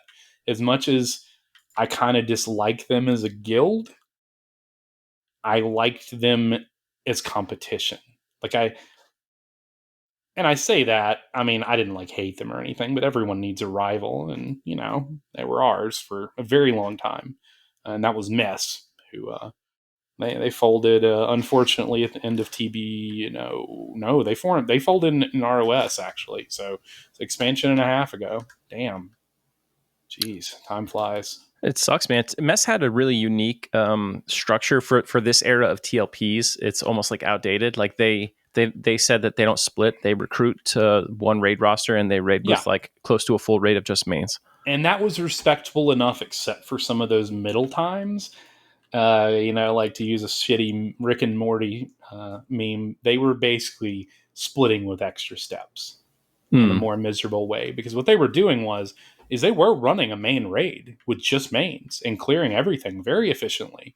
I will be honest, during TBS and SOF, their clear times far exceeded ours because they were willing to use banner skips that, even though, I mean, in like, Crystallos, there are quite a few little banner skips people use. They were using double the banner skips. Yeah. Like they were skipping a lot, and I just didn't want to put my folks through all that. And it was fine with me raiding an extra hour. Like, a 3-hour raid versus 2 hours. Okay, whatever. Who gives a shit? It was like 3 hours of everyone playing their character, or 2 hours where 90 minutes everyone is kind of standing waiting for the banner to drop, right? Yeah, every 10 minutes you're banner skipping. Yeah. But they were very, very solid as a guild. Like, I had great respect for them. But during like the 70 and 75 era, maybe not later, they had a thing where they were raiding a whole extra night off the books for fucking with alts, for alt gear, and they weren't clearing everything. But I mean, like, in TSS, for instance, they were doing like they were doing both of the easy AG and Frostcrypt raids, and they were doing part of Frostcrypt and maybe Beltron. I think the only thing they didn't do with their split raid that I ever saw was Lethard 2.0, but they did the rest with their little alt raid. And I was kind of like, that's kind of hypocritical, like maybe you're not raiding with alts in the raid, but you're still doing an entire raid clear every week with alts, and that seems like almost a little bit more miserable than just raiding 2 nights a week with with alts added. Yeah, I mean, consecutive splits is just like more time waste than concurrent splits with the same amount of loot. Absolutely. And but Mess was our only real competition after Eminem joined us in SOF, and so. But yeah, so going back to the whole thing, we clinched TSS on a technicality. We really were leisurely with TBS. I knew that I hate that zone. That's my least favorite raid in EverQuest, and it's actually what made me quit live for the first time, because I was in the number 3 guild, and we had TR and Triality, who were super high DPS guilds, who tested, and they balanced those raids to be high DPS. And like the fucking number 1, like Solteris event 1. Well, really, 1 wasn't the hard one, though it did have like triple HP back in the day. I remember killing a sister taking literally 15 minutes. But Aprosis especially and Commodus, those 2 events were miserable. Like, early Aprosis, you had to be doing, and I'm not sure of the numbers, but I remember it was like something like 75 or 80,000 raid DPS sustained from the very beginning when you get the little mini, until Aprosis was at 72, and then if you could clear up the ads after that, then you could beat the event. And I remember we had a counter, and it was about 150 wipes, and the other 2 guilds had cleared it, and then of course a week later they nerfed it. Like, the next patch, we nerfed it, it's easy now, everyone's cleared it. And then the same thing happened with Commodus. It took us 35 days, I believe, after Triality and TR did Commodus to clear it. And that it's just, concept is like so foreign to TLP gameplay and yeah. guilds. Like the idea that like you I would spend mean, multiple days wiping to a single Two encounter. Gods was only cleared. I don't want to say when TR and Triality cleared it because I don't remember. They were about a month ahead of us at that point. But we cleared it as number 3 in August. And that expansion came out, well, like I'm pretty sure that expansion came out in like February of that year. So that's how long it took us to get there. Yeah. You know, it was a very, very long road. And fuck TBS. I wasn't too keen on it. And I was like, if we lose TBS, I don't give a shit. We're going to bring everyone in here. We're going to do it leisurely. So we rolled in about 9:15 Central, and we cleared it by about 1. You know, we didn't have any wipes or anything except for a weird trash wipe on Ballref that killed probably 10 people.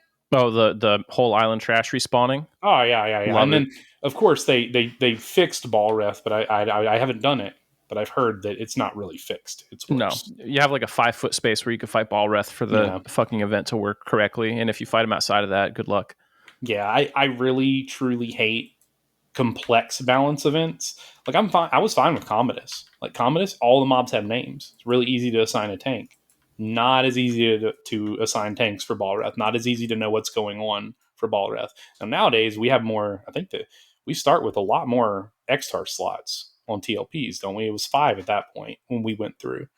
But yeah, it's a lot different. Yeah. Yeah, dude. So we went through TBS and we ended up clearing it first. And then in SOF, Mischief came out in TSS, like month into TSS. Okay. We lost a lot of people. We went from 55 mains during the DoD era, the only time we've ever had more than 54 mains, down to 26 by the time SOF came out. So, you know, when people are talking about how they did SOF, I have to temper, like when they ask me those questions, like you got to understand, we 2-split and then we at the same time, and then we had a consecutive third split where everyone main screened a character with all the leftovers with like 30 characters each, just to get into M&M by Friday. Right. And then we got into MMM and we did it with like 32, 33 in the zone, which is not the best that it's ever been done. I mean, shit, OGC did it with far more, far less people.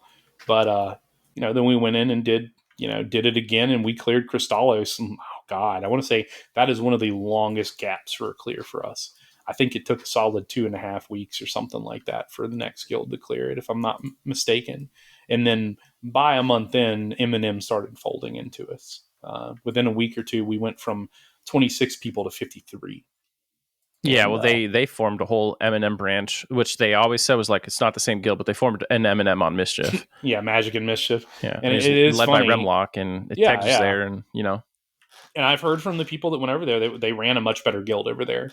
To their credit, they learned their lesson about how to run by a all guild. accounts, it was a great guild. We absorbed them in Faceless. And that same person that was leading AV, who quit, I believe, was involved. His name started with an R, and I never can remember it.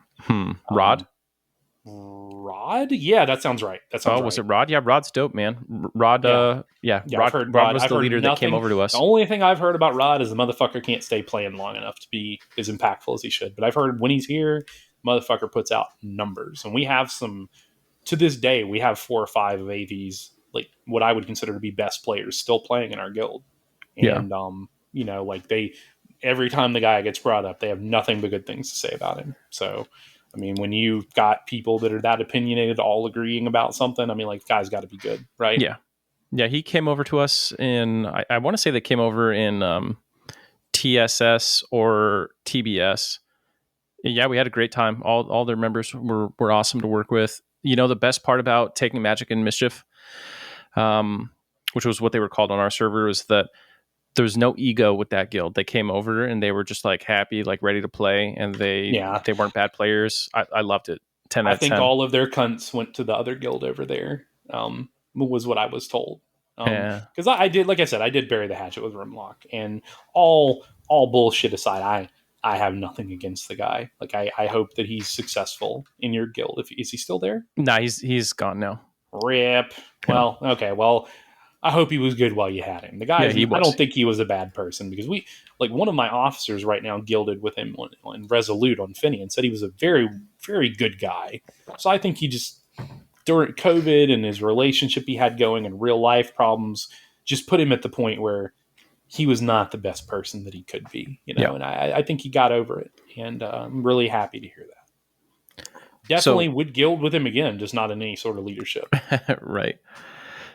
So you guys are going. You're basically uncontested at this point, and there's just Mess. But is Mess ever really, really racing you? Like, when do they press Mess you? has Mess has made my butthole pucker a few times, man. Okay. Like they were a very good guild. Was Beyond still leading it the whole time? Yes, and I didn't have a lot of interactions with Beyond. I always kind of felt like he didn't really like me, but Wasn't he I an mean, AOS guy at one point? I don't know. I know that Mess was on Agnar. I don't know if they were Mess or they were something else, but they were like a whole community. Like they kind of, one of those guilds that moves servers, and they came over here, and they had their standards, but there were one or two launches where they were way closer than I would have liked, and one of those was the closest they've ever truly been to beating us was Empires of Kunark about 6 months ago. They got so fucking close. They were within. We both cleared Korshaw 1, which, the zone, I don't know, for viewers here that don't do live raids, there's like for the new expansions, what they like to do, and they haven't always done this, but they have like tier 1, there's like eight or nine raids per expansion. Tier 1 is all like free form, like there's like 2 or 3 raids that are just in whatever zone.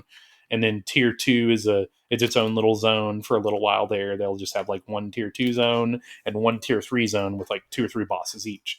Well, we got to the first tier 3 boss, and it is literally one of the hardest raids to do the first time in EQ ever. Like, because every time you do it, you get 6 things that allow people to crit, and no one can critical damage or critical heal before that. And as you can imagine, after the first clear, when you give 5 necros a fucking piece, the event becomes cheesable. But that first clear was miserable, and they got their clear right after us. And then we had trouble with event 2, and we went in to do event 2 the same night they went in to do it for the first time. We nailed 2 in the second attempt that night, and then the one shot at event 3. And I still have the clip. I don't know who it was, but they wiped to the dragon about 2 minutes after we got event 3 down, and somebody was like, "You motherfuckers," like because they streamed and some like streamed their comms, which is silly. And like we I thought that was funny, but yeah, like that's the closest we've ever had to having anyone take it from us since Eminem Pope. And then not Took long the after bag. that, the guild disbanded, huh? Yeah, they cleared ROS very competitively. They were a few days off, and then uh, the Ragefire people are actually a lot of the reason they fell apart. They were going to. This is not super common knowledge, but fuck it, I'll put it out there. They were in talks about a merger or absorption of TGR because TGR was having a lot of problems. You got to give context though, because people don't know that a bunch of guilds came from Ragefire.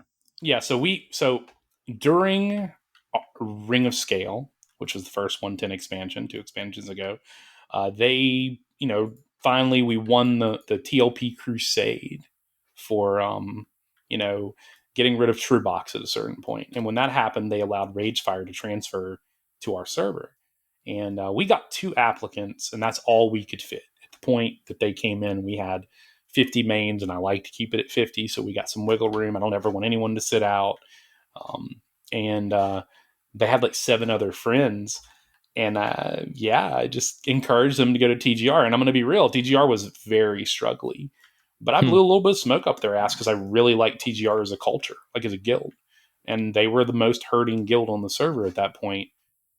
And they got like a half dozen apps and canceled the merger. And then within a few weeks, I think the pressure just kind of got to the leadership of that guild or mess that is, and then they quit. So, but really the only real difficult launches here, in my opinion, have been probably Underfoot, because we were one of the first servers to do the new version of creation, with all the bells and whistles. Right. And But then also like the massively increased loot, right? Yeah. Well, no. So Phinny did get double loot. Oh, they did. And so Okay. Phinny and Cornav got double loot, and I think Celos did too.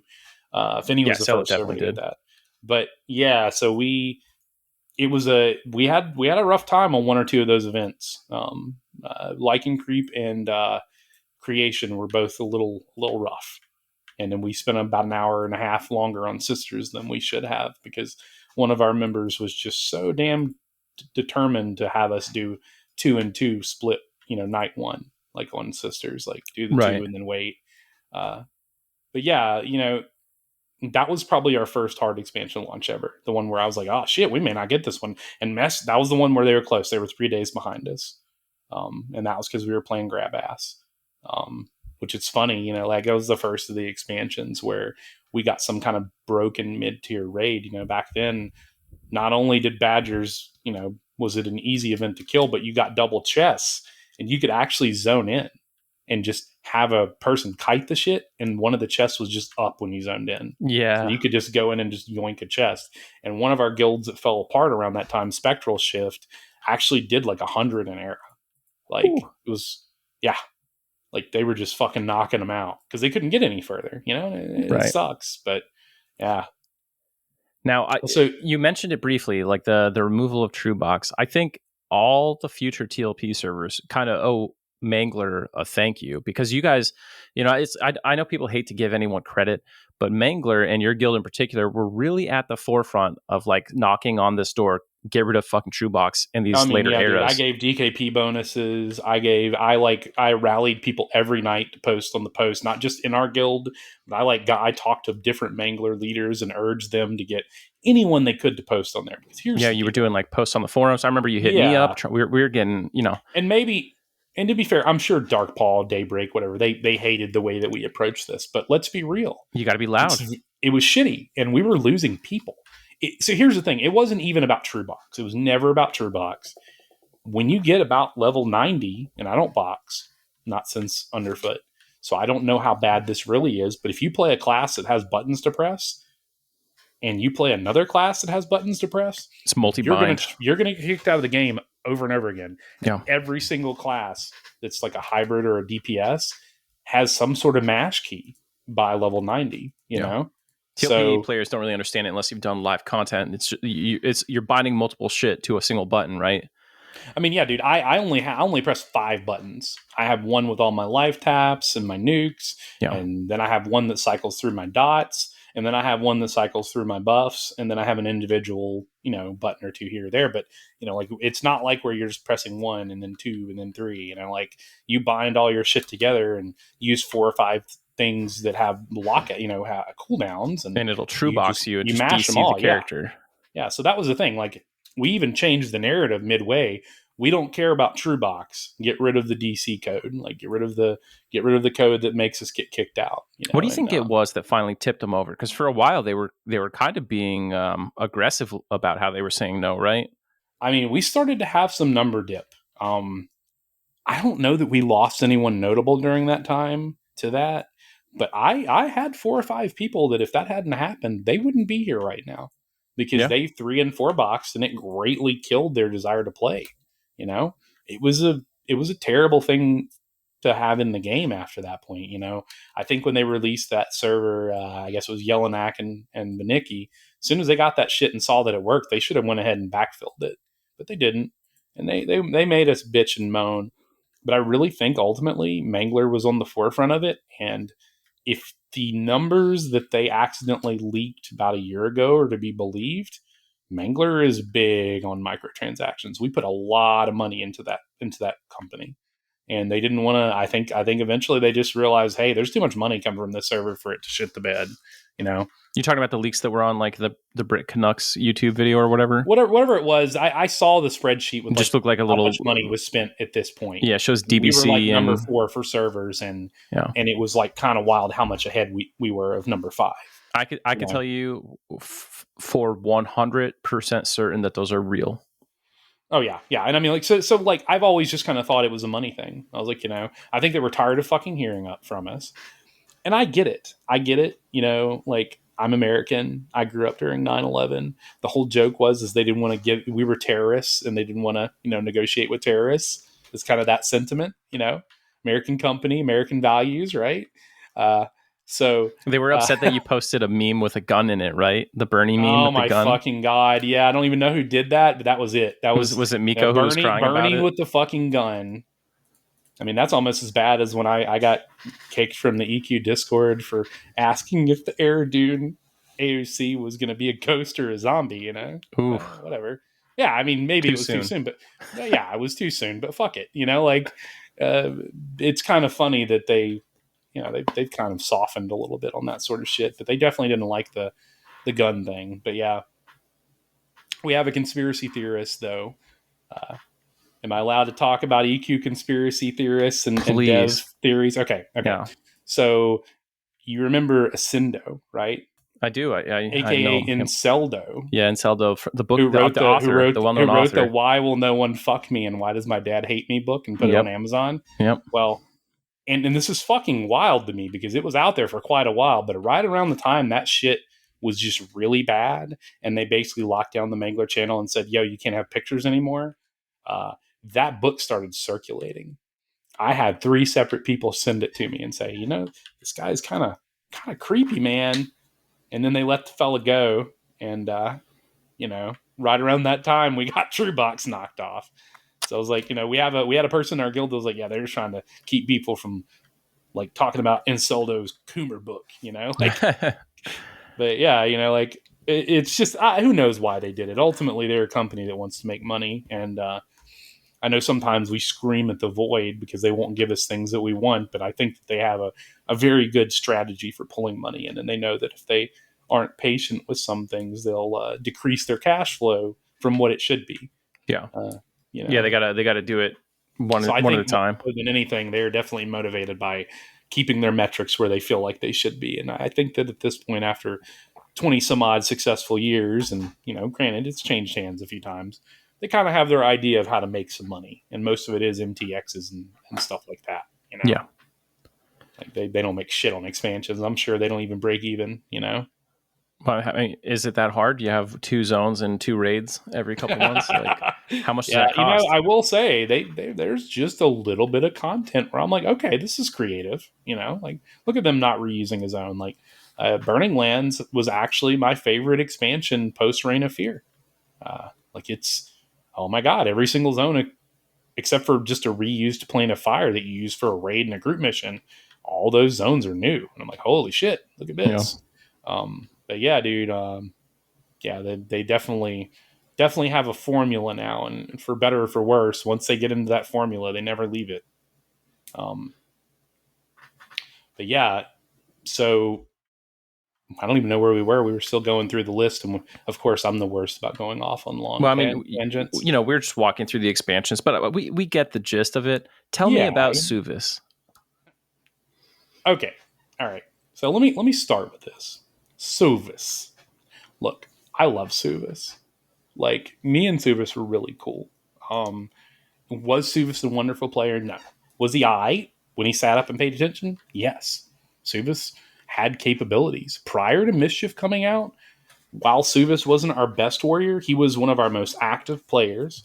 And, I mean, running a guild, this, especially if your guild's not big, those people that log in, especially a fucking tank, and play during the day and engage with other people are invaluable for player retention. I mean, not to talk about Suvis in clinical terms, but he's the kind of tank that you like to have in a guild. He's decent. He wasn't actively detrimental until Mischief came out, and it took a little while for that to even happen. But he just legitimately started not giving a fuck. The only reason he was still here is because he was pals with Maisie, and I think he thought that if he quit over here, she would quit Mischief, and then he'd have to run that guild by himself. And, let's just be real. I let that guy coast for a really long time. I know he had a drama video up for a while, but I mean, anyone that actually watched that and came away with anything, if you actually looked at the screenshots he posted, it's just like secondhand embarrassment, man. It's like, dude, we were so nice to him. I mean, you got to understand the context. Christmas of last year, not 23, but 22, leadership had a discussion here, and we picked a list of about 7 players that we thought were subpar. of those players, 5 of them are still in the guild, and they got back. It wasn't that they were bad people. They had let things fall off. I mean, it's very hard late in a TLP to keep your character up. I mean, it's hard to know what to do. Like the paradigm shift for classes so regularly. So we reached out to each one of these players, set them up with attainable goals. Like, hey, look, get with some people. Like we had an officer who wasn't an officer at that time who literally carried Suvis and 2 other of these players in his group and pushed AAs for them. And Suvis was AFK the entire fucking time, by the way, playing WoW. You know, like we gave him a warning. We gave him an option to main change to anything he wanted that wasn't a tank. He was one of 2 warriors that was given this option because we had 2 boo-boo warriors. One of them quit, and the other one was Suvis. And we said, you can main change to anything you want. We will give you a character. Look, we understand you are leading a mischief guild. You know, you're doing mischief things. You know, you're hustling Chrono over there. I get it, bro. You're also playing WoW. You don't give a shit about Mangler. You're only here just to be over here with Maisie, right?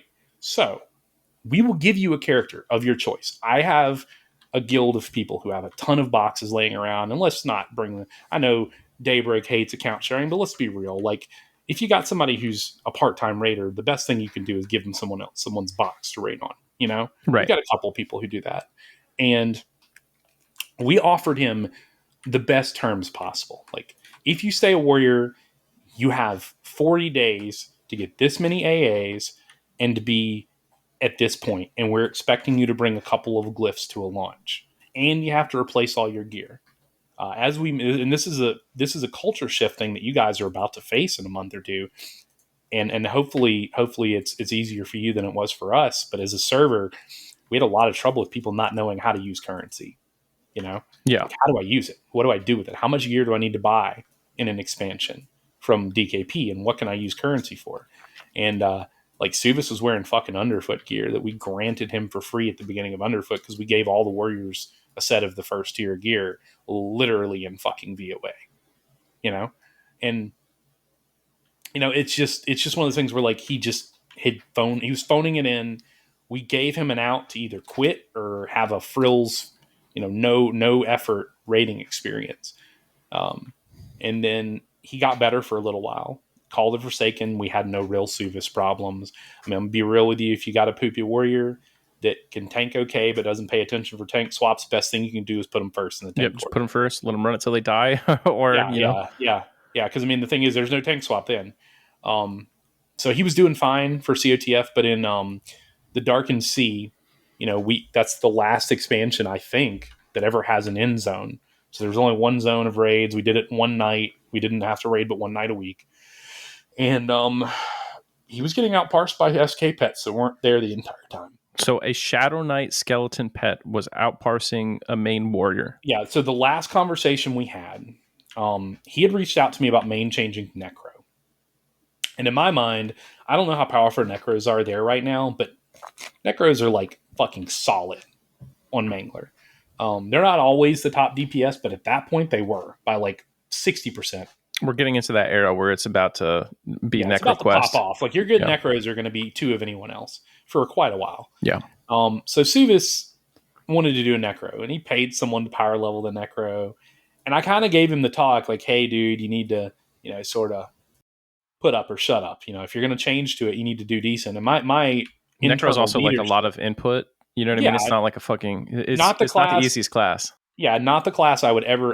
We don't allow Necro main changes. That being said, okay, I let anyone main change to anything, but I heavily discourage them. We've had 6 people try to become a Necro and only 1 succeeded ever. And some of these were power players. You know, it's not a fun transition to make. So, you know, when he main changed, you know, when he was talking about that main change, so a month passes. Okay. The character's leveled up. He's never even logged the fucking thing in but once or twice because he paid for power leveling with Chrono. He reaches out to me literally the same night someone was literally bitching at me because he was being outparsed by a skeleton and asked to main change to a fucking rogue. Rogue's not been created. He ain't got the rogue yet. He's never even touched the other character he paid to be power leveled, you know? So I just sent him a blurb and I was like, hey, dude, look, I like you as a person. You're a good dude, but you've been fucking phoning it in for the last year. And I will allow this main change. I'll let you play anything you want that's not a warrior. I think you transitioning from warrior is the way for the guild and yourself. But I have to ask that you sit up and fucking play. If you want to ride to live, he really hated that ride to live shit. He lost his shit, and just went unhinged on me over this. And I generally keep my cool one on one with people pretty well. But at this point, I had been standing up for Suvis for almost a year. All of our warrior core and a bunch of people outside of it, it was very unfair to our warriors. We have some of the best warriors in EverQuest. And that's not me being partial. That's just a fact. We have great fucking tanks in this guild. And it was unfair to them to have a person in the warrior core that wasn't even auto attacking half of the time. And he literally said that not everybody has to auto attack. Oh no, fuck you.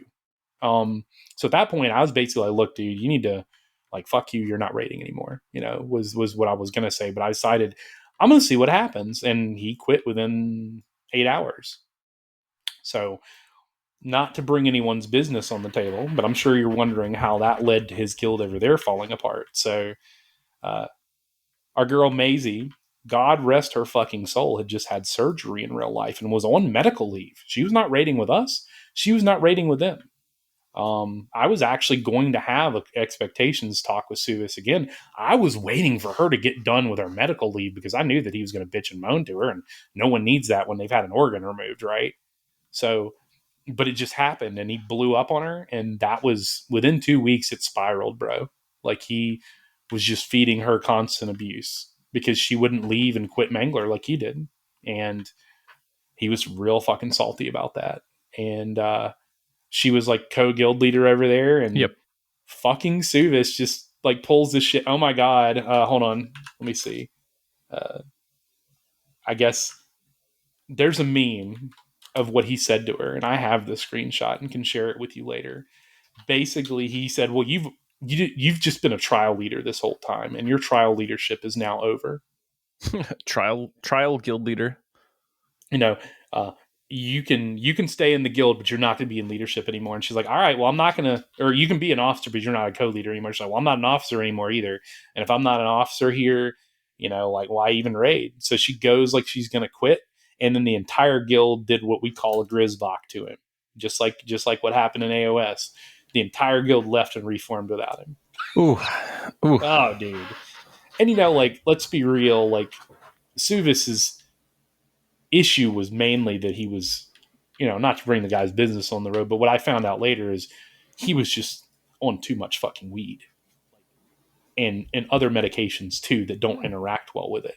So he was smoking and all that, a ton of fucking weed every day, and was on, stimulants for ADHD, and those weren't playing nice at the dosages he was taking, and it made him spiral. And one of the former guild leaders of mine who knew Suvis very well back on, Phinny and Cornav, said that this wasn't the first time this had happened. It happens every 3 or 4 years. The guy just kind of hits his stride just wrong and loses his fucking shit, Yeah.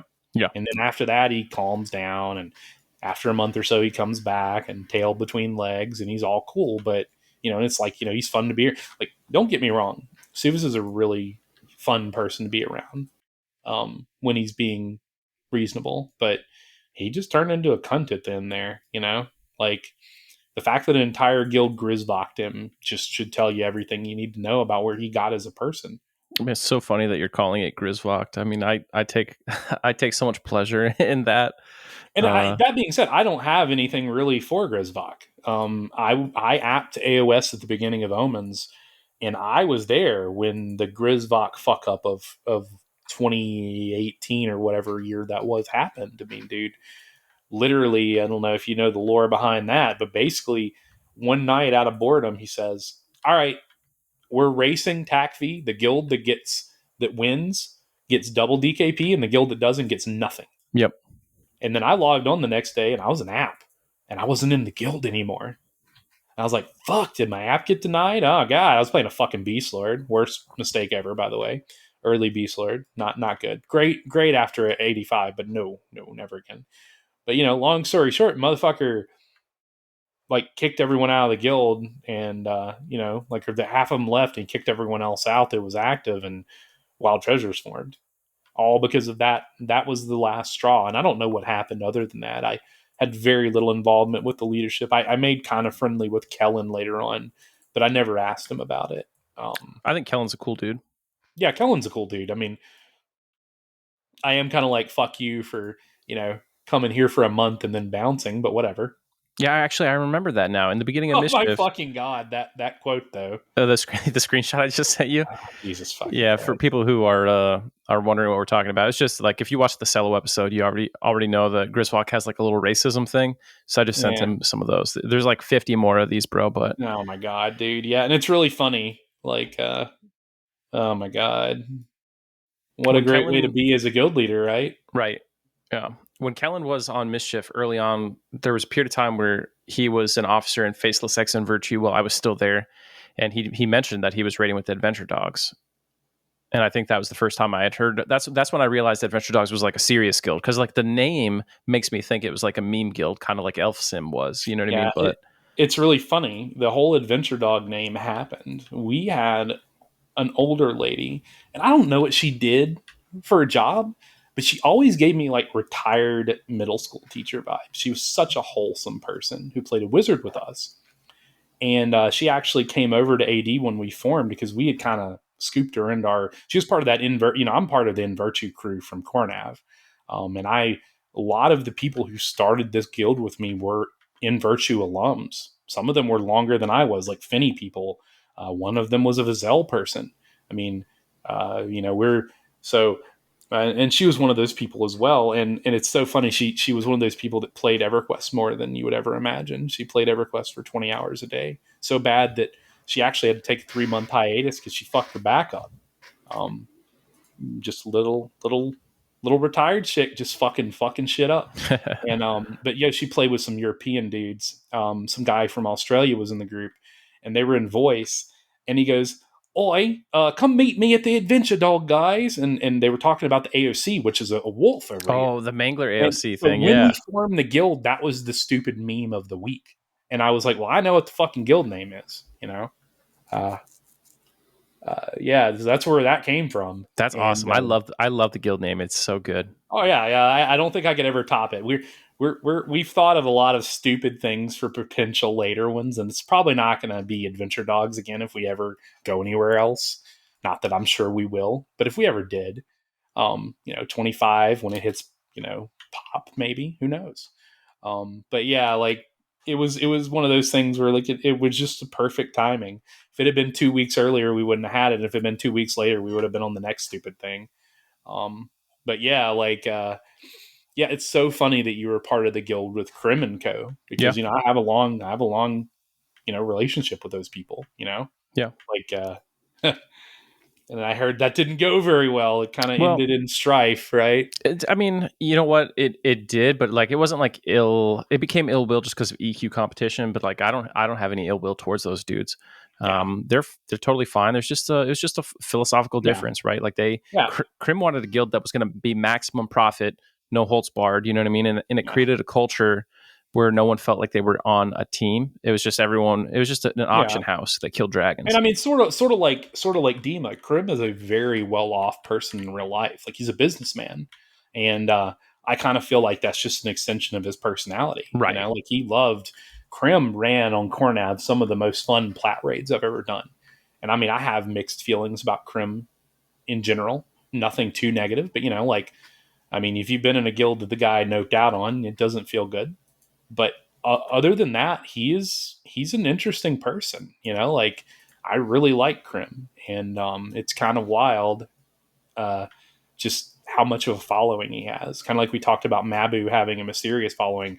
Krim has a one of the wildest cult followings of any person I've ever known in EverQuest. Yeah. And it's not like he's like some top guild leader. He's just some dude Yeah. who's rated in a lot of different games and a lot of different servers, and he's not even super active when he leads a guild. Like he puts people that know what they're doing under him, and sort of, coasts, make sure Right. shit doesn't go bad. Yeah. And yeah, I feel like there would be a big cultural difference between a guild. What I'm imagining your guild is like, and what Crim is historically. Yeah. I mean, it was a recipe for disaster. I'm one of those people, kind of like Mabu. Like, I am probably ill suited to not be the guild leader. You know what I mean? I'm probably just a Yeah. fucking problem if I'm not.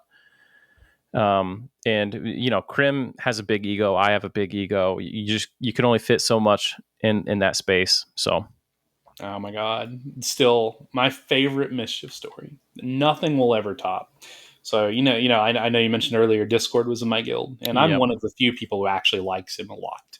You Um, are now this officially the only person I've ever met who said who has said that here's my statement. deal. Discord. Okay, so here's the deal. He's retired military. I mean, the guy is a brash ex Navy guy, and yeah, is he a little toxic? Sure.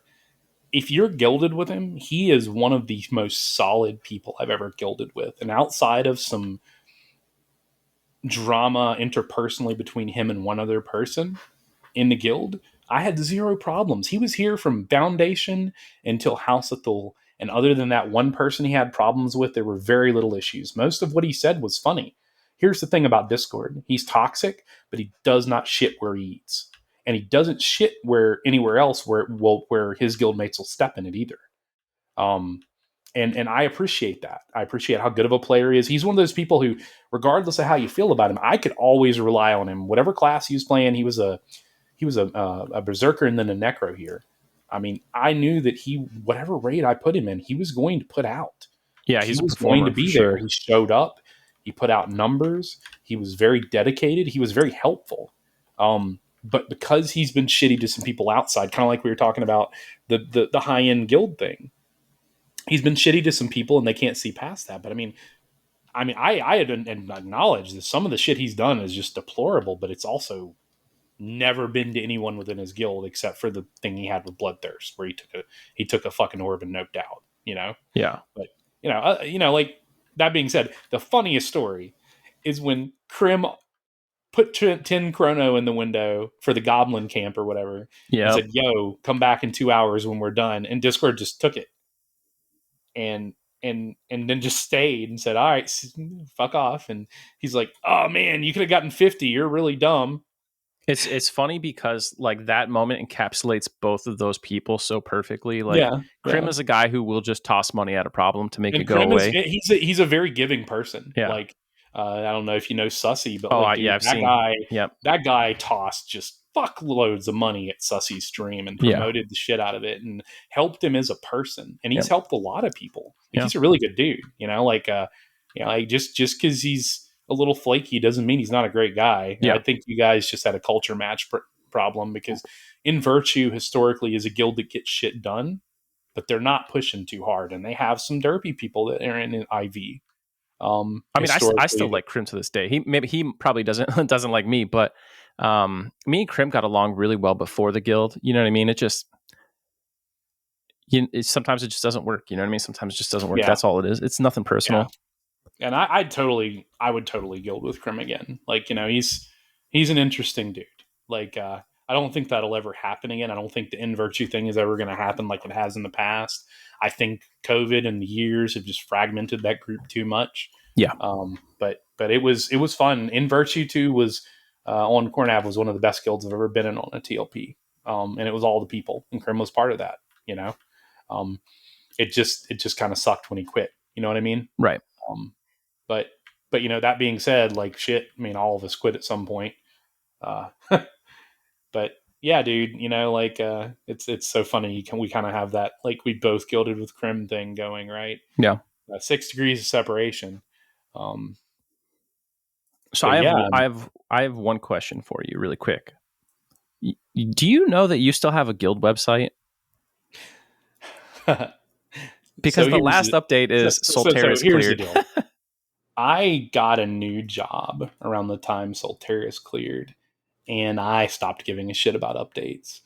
And honestly, we were watching metrics on the website, and we were getting maybe 50 hits in expansion. Like we'd get like a bunch at the beginning, and all that. But if you looked at like the metrics, it just wasn't moving enough, and we just didn't give a shit because I mean, really, what do people care about? Discord and a fucking DKP site. The only reason we made a website is one of our founding members, who's one of our longest serving officers, uh, was very artsy fartsy Mm-hmm. and very he's like an administrator at a college, and he's like one of the most like fucking eloquent and well put together people you'd ever meet. And he was like, I'm gonna build a website for you guys. And I was like, fuck yeah, like because when you form a guild, you make a website, right? Well, that's maybe not how it needs to be anymore because we're not in we Discord changes things a Yeah, lot. Discord basically destroyed the guild website, which is Yeah. Discord has a lot of advantages, but it sucks because now you have no public facing presence, really. Yeah, and I do think that there's a place for forums. One of my long-term friends, I'm going to shout out, Barrington, has made the argument a few times that Discord chat's stream of consciousness, especially for guild applications, is extremely detrimental. Yeah. And I could tell you from our guild, whenever we have an application start to go a little shitty, I mean, and these people get in the guild, but we are very critical on applications. And it's like somebody made a meme. It's 2% actual feedback, 70% talking about our dumps, 20% shit talking some mistake they made that was minor, and the rest is just random noise, right? Yeah. And I mean, like that's the thing. Like I think for some things, forums are better, but I don't think that there's enough advantage for the average guild. Maybe a guild of your size, but for one our size and a guild that's not going to have more than 50, 60 people, no reason to have forums, no reason to have a website. I Yeah, just it don't is think really you can funny. Yeah, it's just there. I'm sure you were like, I'm going to look for this guild's website. And right. we haven't touched it in like 3 fucking years. I was like, oh, Silterra's cool. Yeah. Yep. I mean, I just don't think you could get people to go back to the forums. You know what I mean? It's weird. Yeah, I no, remember no, them. no. I love forums, and Yeah, I fucking do nobody too. uses them anymore. Yeah, and that's the thing. Like, I think one good way to re-engage people in forums, personally, is when there's another big TLP. We need the return of a server forum run by someone who's not a fucking guild leader or someone like Mabu's running like a couple of the discords for EQ servers and stuff like that. I think that's a conflict of interest. I think it needs to be run by someone in some piddly no fuck guild or someone who's not in leadership at all with no real bias. We need rants and flames again. We need an old style fucking TLP, all encompassing, everyone's welcome. You want Fippy forums back? Fuck yes. Give me Fippy forums. Some golden era. Oh, dude, that's That the was only thing peak. I want more than that is old Bazaar on TLPs on launch. Give Yeah. me that old Bazaar back and give me forums back. That's all I want, man. Fippy forums was, I think, the actual peak of EQ forum quest. Fuck yes, dude. Like it was amazing. The sort of just, and I mean, like EQ forums is somewhat replicating that, but there's no like there's not a filter. It's everyone. It's not like, oh well, here's all your people from Fippy. No. You get everybody. And there's like, what, 10 generations, 11 generations of TLPs at this point. Like, it's too much moderation. You know what I mean? Yeah, there's too much moderation. You can't just to call somebody a dumb bitch and post a picture of, their face on a dog that's getting hit by a mallet or whatever the fuck people used to do in MS Paint. Yeah. Like we lost a lot. I think if a forum was ever to make a resurgence, on the next server, hint, people listening that might be on the next server, make a forum for rants and flames and collaboration between guilds and shit talking and group finding and everything else.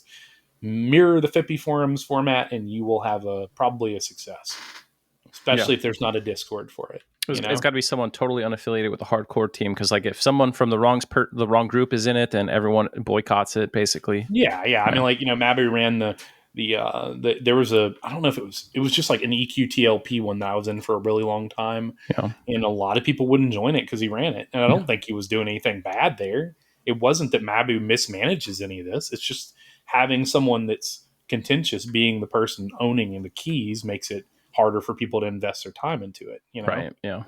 Like I sure as fuck wouldn't start that simply because I know that I'm contentious with some people, Yeah. But yeah, we have a website. Fuck updating it. So where are you guys going from here? How long until you hit live? So we are very close. We cleared TOV last week. So we have Claws of Vishan in May. 2 months after that, we will have the first of the 2 Lucklin expansions. And then Night of Shadows in like I want to say October, September, and then in November we will hit Lorien's Song about a month prior to when they normally release expansions. So you So got 9 months left, so and the journey's before over. the next expansion, and the plan for the guild right now is totally to just we're gonna ride it to live. We're gonna clear the new expansion, expansion number 30 or 31 or whatever number we're at now, and then as soon as that's done, we're gonna see where we're at.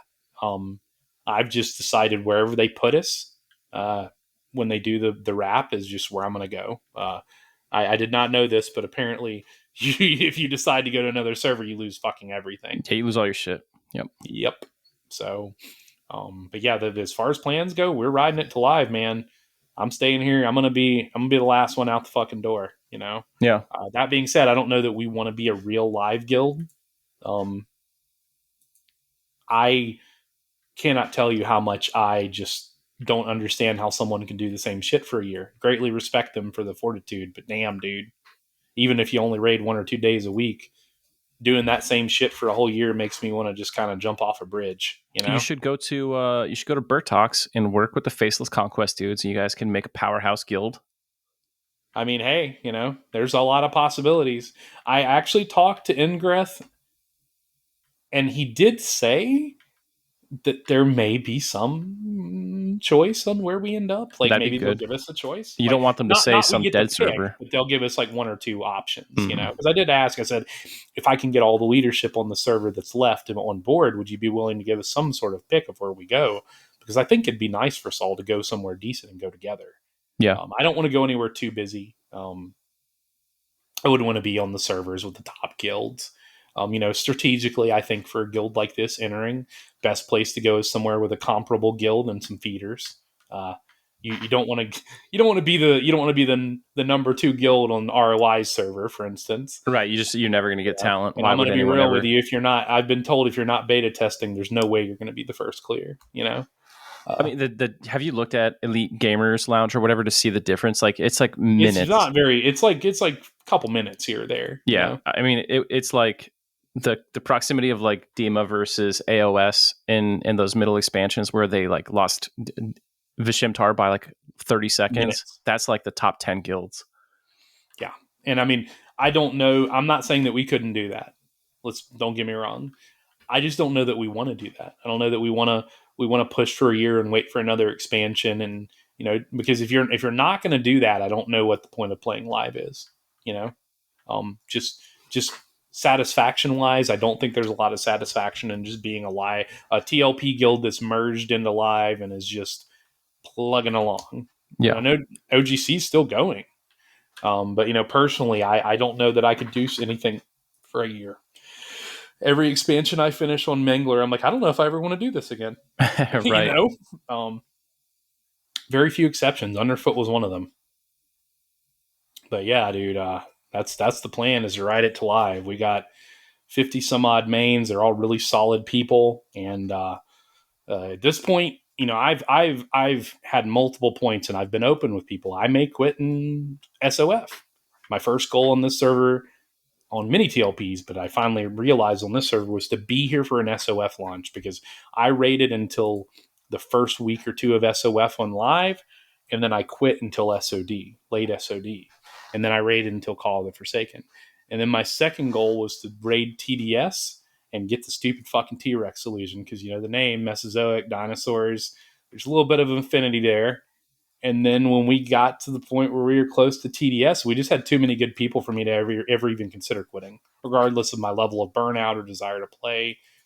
Be raiding with the people in my guild is an absolute pleasure and joy. And if I'm going to do any sort of shout out, it's to the folks that make everything that Adventure Dogs does possible. And that's everyone in the guild, leadership and not. Never guilded with as good of a group of people in my life and never will. And it's also, honestly, it's shit on the possibility of me ever taking another TLP seriously unless it's completely fucking different than what we've seen before. Like a paradigm shift to the tune of Mischief or Vaniki in a good direction, The way I see it, you got to kind of live the dream. Like you had a small to medium sized crew of people who were friends and you got to kind of be the best at your own pace. Yeah, absolutely. And we're like a melting pot, dude. Like I didn't know if this was something. I didn't know how much we were going to talk about things, but I just sort of looked at our roster earlier. Just like right about the time I got off work, and I mean, like we have three people still left from Ad Victorum. We have 11, or I'm sorry, now it's 7 people left from Magic and Melee. We have 5 of the Mess people. We have one of the Immortal Few people. When DOR broke up in EOK, we picked up, God, dude, I think we have 11 people in the guild that joined us in EOK. We have 7 Kith and Kin, 1 Bloodthirst, 1 Cursed, 2 people who came over from Ragefire. We are not some monolith where the membership doesn't change. We absorb good people. Like I would much rather than doing our only 2 big absorptions in the entire history of the guild, in my opinion, were M&M with 25 people or so, and then we got about 11 from DOR a little while back. Other than that, it's been 2 and 3 player infusions, and I'd much rather have 1 or 2 really dedicated players of any class than a dozen mid players, and Yeah. it's worked out for us. I don't know if it ever work on another TLP, but it's been a good strategy. Yeah, I mean, you never know what's going to be the strategy. Everyone's just trying to figure it out as they go, and you guys found something Yeah. that worked. Yeah, it's and I think it'd be different from anyone, and I don't know that anyone would be able to do anything. Mischief had its draw. Mm-hmm. Mangler had its draw, which was both. I didn't mention this, but there are a surprising amount of people who, rather than COVID, one of the things that was very beneficial for this server was it does have that dumb 20th anniversary tag. There Yeah. are people who this was their first TLP and they only played here because they're like, oh, 20th anniversary. There'll never be another big anniversary. I gotta play here. Yeah, here we are Well, in on our the guild eve of right the now, who 25th. started here as their first TLP only because of that. Yeah. Um, and just as a server, all bullshit aside, I'd say post about SOF when we all started working together, there's been minor beefs, but every guild on the server has mutual respect for each other. Never dealt with that on a server before, where everyone's friendly, everyone's helpful. Our policy is the moment we clear an expansion, any strats people want, we give it. We'll give it to you. We'll let you get whatever you want. And a lot of guilds are like that. We have a lot of collaboration over here, and it's pretty unique. I don't know what you guys have over there, but I have heard there's a leadership chat, and hopefully, as your server matures, you guys get to a similar level if you're not there already, because it's definitely what keeps the server running when there's a big shiny new TLP that is pulling people away. Because we've survived. We've been very fortunate that, other than Mischief, every TLP they've released since COVID hit's been dog shit. Yeah. Yeah. So Mischief was the one big one, but we took a big hit with that server. We probably lost like 5 or 7 guilds worth of people at that point, but we still had like 15 or 16, and we still have 6 or 7 these days. Mischief's a weird spot for how deep it is. It still has, like I would say around DODH, we started to come together. That's when I first approached Magic and Mischief about working together with stuff, because we were anticipating Celeborn issues and that kind of shit. And that's why we formed this guild leadership Discord. We invited everyone into it before POR, basically, except for one guild that never joined. And everyone's worked together really well. We had a 20 guild alliance for Prophecy of Ro to get everyone bones. Dude. It's amazing. Then in SOF, our guild gave over 150 Meldrath oils out to 5 or 6 other guilds here on this sheet. And we've had a lot of that's been like the relationship. Like, we help guilds help everyone's helping each other here, except for basically one guild that I think not very highly of personally. And then like one guild that just, is relatively new on the scene here, I think, that just came from a different culture and hasn't realized that Mischief is like 99% cooperative. Yeah. I mean, and that's just the thing. Like, have you guys merged with Thornblade yet? Is Thornblade still a server? It's this year. Like in July, they merged to us. So yeah. So, has that been a big culture shift since some of those people have come over? Like, did you guys get a guild from over there? Yeah, we have, so there's 2 guilds from Thornblade. One of them came over in Omens, and that was Mabu's guild, and we absorbed them. And then they eventually, there was like some drama, they split off, and most of them went and remade their own new guild. And then there's another guild that just came over. I forget what their name is, but they're kind of like they fall in that casual category that we talked about in the beginning, I think. Yeah, and I mean, just to expand upon that, like, dude, you go to any casual. I'm in a number of guilds discords. One thing every casual guild has in common, man, bro, you look at their fucking Discord and you look at their officer ranks, and if they've got that shit separated out, they got like almost as many people in some sort of officer role as they do regular members. Because it's like if you're good and you stay for 6 months, you get promoted because they're like, we got to keep this person, you know. Yeah. If we make them an officer, they'll feel bad if they leave, you know. And yeah, it's definitely, the casual guild thing is definitely an interesting thing.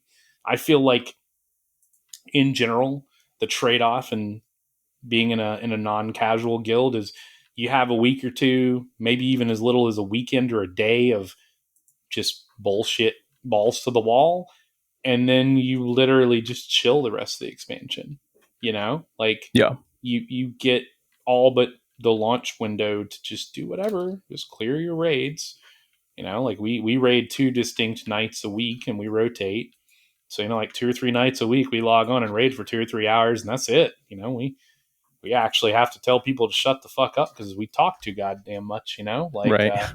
uh but yeah, you know, like it's way more relaxed and casual than people think, and that's Yep. the biggest thing. When people join, they're like, God, you guys never shut the fuck up, and it's way cooler than I thought it would be for the most part. We did have one person who quit back in Reign of Fear because he said he couldn't stand listening to our fucking voices anymore. It's sad. I liked him, but yeah, you know, like um it's just wild. It's been a wild ride, and uh, I would actually say that I'm glad that I did it. You know, as burnt out as I have been at times, I've only ever almost quit twice, and SOD was one of them. Just Really? beginning, just real life hit, and SOD is just stupid. It's Yeah. Oh pointless. God, I hate. You could honestly just take Cristallo's gear and go directly into Underfoot and have the same outcome. That feels really bad because if you don't feed your tanks gear from tier 1, you're going to get very little progress in that expansion without beating your head against the wall. Yeah, I just hate having to do like you build your guild around the size of the content available, right? And then you Yeah. have this hard mode thing that's like barely even worth doing, and it's like a weird raid size where it's like you could fill it out, but it sucks to have a full raid in that bitch, and then like splitting it Yeah. is kind of weird. I loved the idea of hard modes on paper, but I think they should have had separate lockouts, you know? Um, and you know, like I think the best implementation of hard modes has been Underfoot. Like in Convortium, you get a little bonus chest with extra weapons, and everybody fucking likes weapons, right? So, you know, and with the loot rain, it just feels so good to do any of those achievements. I heard that they actually added a bonus chest to Grand Slam. We got one the other. We actually went into Grand. We never did it in Era because I still had trauma from the OGC days, but I think you guys did, right? No, we didn't do it. Well, fuck it. I mean, I'm going to be honest with you. It's a pat yourself on the back moment, but it's not worth it. It's absolutely not worth it. It's just such a miserable experience. But I was there for the one time it was done in Era on a TLP that I know of prior to Mischief. And Did someone over there do it? no one did it. And the method got patched, right? Yeah. So basically, what we did, and this is like foggy memories, but there was a way that you could only have to engage 2 of the little fellas with Lurch, and the other 2 would just kind of like wall run at you. And you had to do it just right. You had an enchanter and an SK or a paladin, preferably a SK because of instant aggro. And I don't remember the particulars, but it was the one on the east and the one in the north, and you could just lurch them against a wall. And I don't remember exactly, but that was what we tried for the longest time in OGC, and it almost won it for us. Little known fact, they actually have a server wide if you try to cheat the event by carrying too many cores in. You cast more than 4 cores on what you call it, he death touches the entire zone and calls your guild out. Nice. That's awesome. Yep. I got a screenshot of that one somewhere of Satoshi and OGC are a bunch of stupid cunts. They cheated, you know.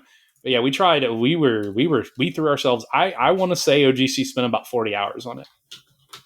Every Sunday we would do sisters as a sync. We would split everything up to sisters heavily, and then we would combine and do the next night. We'd do sisters, and then we'd go do attempts at for the rest of the night. And then when we got tired of that, we'd kill it. And it was just so funny when I did it. I said, I told my guild, mostly jokingly, but most not really. I said, if you guys want to do Grand Slam, you're gonna have to build your own guild and do it. I'm not fucking doing it. It's miserable. Yeah. The craziest thing is just that 8 weeks goes by so fucking fast. It does. It's not long enough. If they could take anything from me, I would say make that expansion at least 2 or 3 weeks longer. Honestly, I think for late EverQuest, the real way to do it is to make it a 6 or 8 week window after the end boss is killed, because there's some expansions that are long. Like, I mean, for us, I know you guys had pretty quick underfoot, but for us, we didn't have bonus keys and stuff from extra loot, so it took us like 20 days to clear it. I think maybe. Yeah. And that was, we were a little bit behind OGC in our clear time, but not by much. I mean, that was about what it took. And if it takes around 20 days to clear an expansion, and it's only 8 weeks, you only get 4 or 5 weeks of farm mode, and it sucks. We ended up doing Convortium out of era because we had so many people complete the shit that wanted heads. Yeah. Yeah. But yeah, dude, it's been a wild journey, man. I know we kind of went in circles a little bit. Are there any things in this interview that you wanted to have answered or discussed that we haven't? No, I feel like we hit everything. We just we were chaotic in our approach, but no, this was I'm good. very scatterbrained, and I kind of knew this was going to happen. I actually debated taking an edible beforehand, but I was like, you know what, I'm gonna give this guy the raw sober experience, because if I take an edible, I'm probably going to tell you about all my cats, right? Right. Maisie told me that this would happen. Yeah, she could have warned you. Like, I have a hard time staying on task. No, but this has been really good. I enjoy this. I like the stream of consciousness style. I don't like to script anything out. As you saw, like, there was no fucking plan for this. Like, we're going to talk about the server, done. Yeah, and I think this is the way. If we scripted this out too much, there were things that would have been left out, and who knows if we had scripted things, if they would have been interesting to listen to. Right. I'm not a big podcast watcher, but I did watch the former half of Frank the Banks, and because I was like, well, like, when you asked me you asked me quite a while ago, but when you asked me, I didn't think a lot of it, because as somebody that doesn't watch podcasts, I didn't realize how big it was.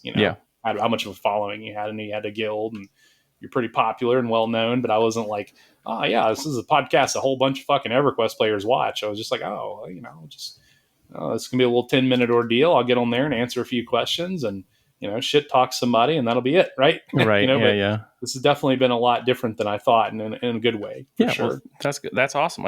Thanks, man. I appreciate that. Right now, it's been growing a lot. Between all the random streaming platforms and YouTube, we get like 10,000 listens ish, depending on how exciting the episode is. When is this going to be posted? Because my people are really horny to listen to this. Tell them to listen twice, okay? I'm just kidding, but yeah. I mean, shit, they might. Who knows? I'll probably put this up next week on Sunday night or Monday. Sounds good. Yeah, I try to do like one heavy duty episode per week, and then like a few like lore episode kind of things. And we had a big episode on the Plat Dupe already this week that people are griefing me about, so I need to let that ride a little bit longer. Oh my fucking god. So do you mind if I ask you a few random questions about Mischief? Because I've avoided the server due to random loot, and I'm just curious. Let's do it. Yeah, open book. Yeah. So here's my thing. Okay, so as a person that led a guild on a TLP, very recently, now even, I'm interested in what your perspectives on some of my big like heartburn with the server is. So one of my biggest heartburns is random loot.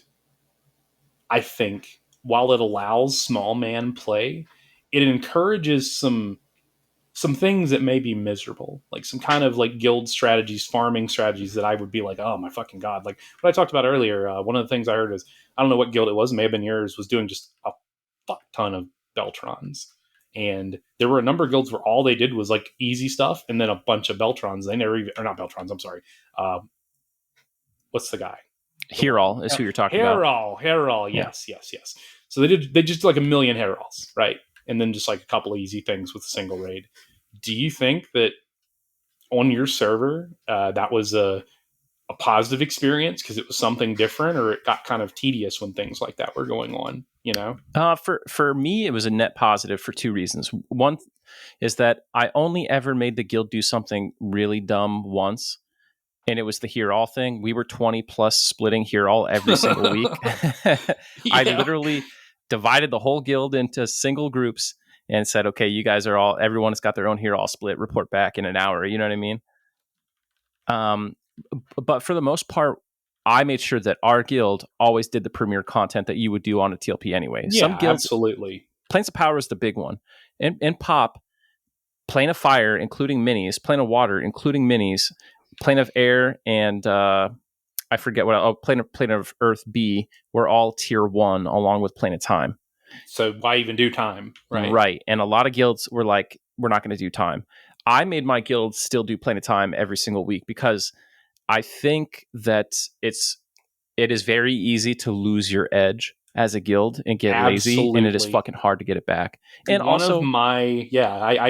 dude, I fucking get it. One of my biggest failings as a guild leader is I tend to get a little bit lazy and not be as horny for challenges, and I tend to put myself in a spot where I'll say, fuck this, we're never doing this event again, and then we go back and do it the next week and it's easy. But like right. First clear, we're like, oh my god, this is fucking terrible, and then we just go and trounce it.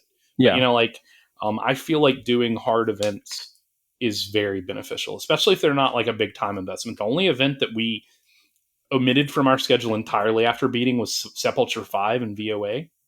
I don't feel like that was bad. I feel like it was a good retention policy sort of thing because of when it was and how miserable people were with doing the expansion. In general, VOA is probably one of the worst TLP expansions. And it's like they're just, if you were doing all of tier 4, including pillars, and all of tier 3 and Sepulture in the fastest possible clear times, you're going to have like 2 5-hour raid nights. Because right. Sepulture is like an hour and a half event. Mess did Sepulture like 7 or 8 times minimum. So I'm like, it's not like nobody farmed it. I know OGC farmed it a little bit, but I definitely would not recommend that to anyone on Mischief. But other than that, I think doing the end zones is really just, I think it's the way, man. It keeps your players sharp, and eventually you're going to get to the point where the easy events are rare.